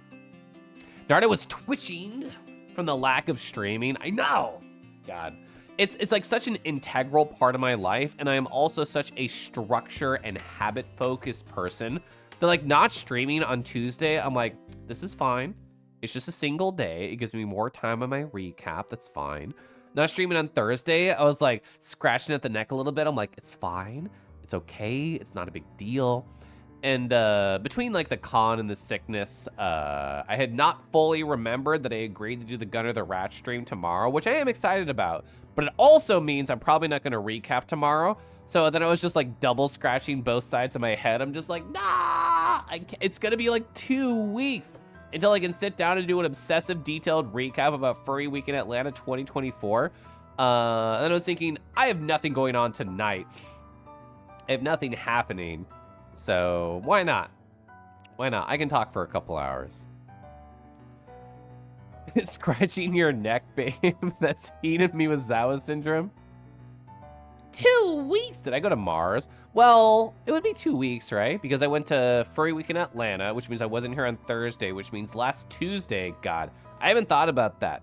So last Tuesday was my last stream. It would literally be 2 weeks. Because tomorrow, it would be Sunday when I would normally stream on Kelef, but I'm going to be on Gunner's channel, and then I would stream on Tuesday. So yeah, 2 weeks between Kelef streams. Woof. Hi, I'm Mars. Hi, Mars. I think I'm going to be the boring guy, chat, and go rest up. I think I should stop stream. I enjoyed having the talkies. I've obviously missed it a lot, but I should probably stop talking. I should probably let my voice rest a little bit because I'm going to be streaming for like 4 hours tomorrow on Gunner's channel. But this is great. I obviously miss this a whole lot. I like telling stories. I like talking. I like catching up. Woof. Hashtag woof. By excitedly tapping, I lost my control key. 1 second. I lost control. All right, there we go. I found it. Rest up, I will. And oh, so one thing you mentioned, Kangi. I'm gonna tell another story. I actually, during one of my sick days this week, sat down and I'm like, I'm thinking about what I want to do to customize Kangaroo because I have not actually made any model edits to my stream avatar, and not exaggerating, like 1.5 to 2 years. It's been an incredibly long time. So I made a list of things I want to do. I did some of those things. They're not going to be done by Tuesday. They're not going to be done by Tuesday. But there's going to be like it's not like a rebranding, not like a revamp, refurbish. There's going to be a re-something of Kangi. I want to make another version of that. Got some rest? I will. It's supposed to be, it's true. It's supposed to be my low energy stream, but I'm just so fucking jazzed about Twitch.tv, all my beautiful friends. You're gonna have more energy to appreciate dragons later. True, true. Chat, let's go be in the void. Let's be in the void while I load up Twitch.tv and find out a raid target. I'm not logged in on Kelef on this fucking, I was on my Koralith one. All right, pretty sure Rhaego's still streaming. I'd love to raid them. Given their time slots, I'll probably never be able to raid them except from Koralith. They are still streaming. So literally gigantic Tunic spoilers. I am saying this up front. If you want to play Tunic, literally don't follow. Have a beautiful night. Go do literally anything else. Go like play your favorite video game. Go message your crush. Go scroll down like your favorite artist page and daydream about getting art from them. Do anything else other than follow. It looks like, oh yeah, they're doing language translating. They're literally doing language translating actively right now. So literally completely ignore this raid if you don't know anything about Tunic. I'll say it one more time. If you want to play Tunic, have not played Tunic, don't know what Tunic is, literally Alt F4, unfollow me, block me on Twitch.tv, whatever you want to do. But I do want to raid them. I'll never get like another chance to raid Rhaego, honestly. Tunic's just a cute Fox game, true. You're all great. I appreciate all of you.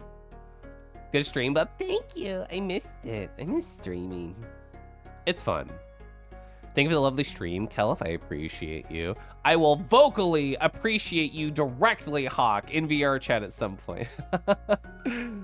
I'm gonna sip more tea. I'm probably just gonna play more Aiden Chronicles offline and take notes about what I do. It's probably what I'll do tonight. Be able to text some friends.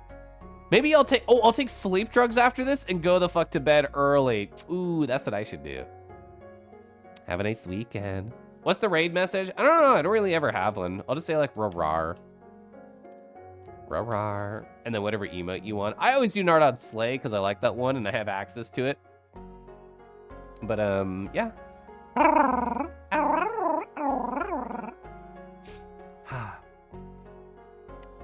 Gosh, I love going the fuck to bed when I'm tired.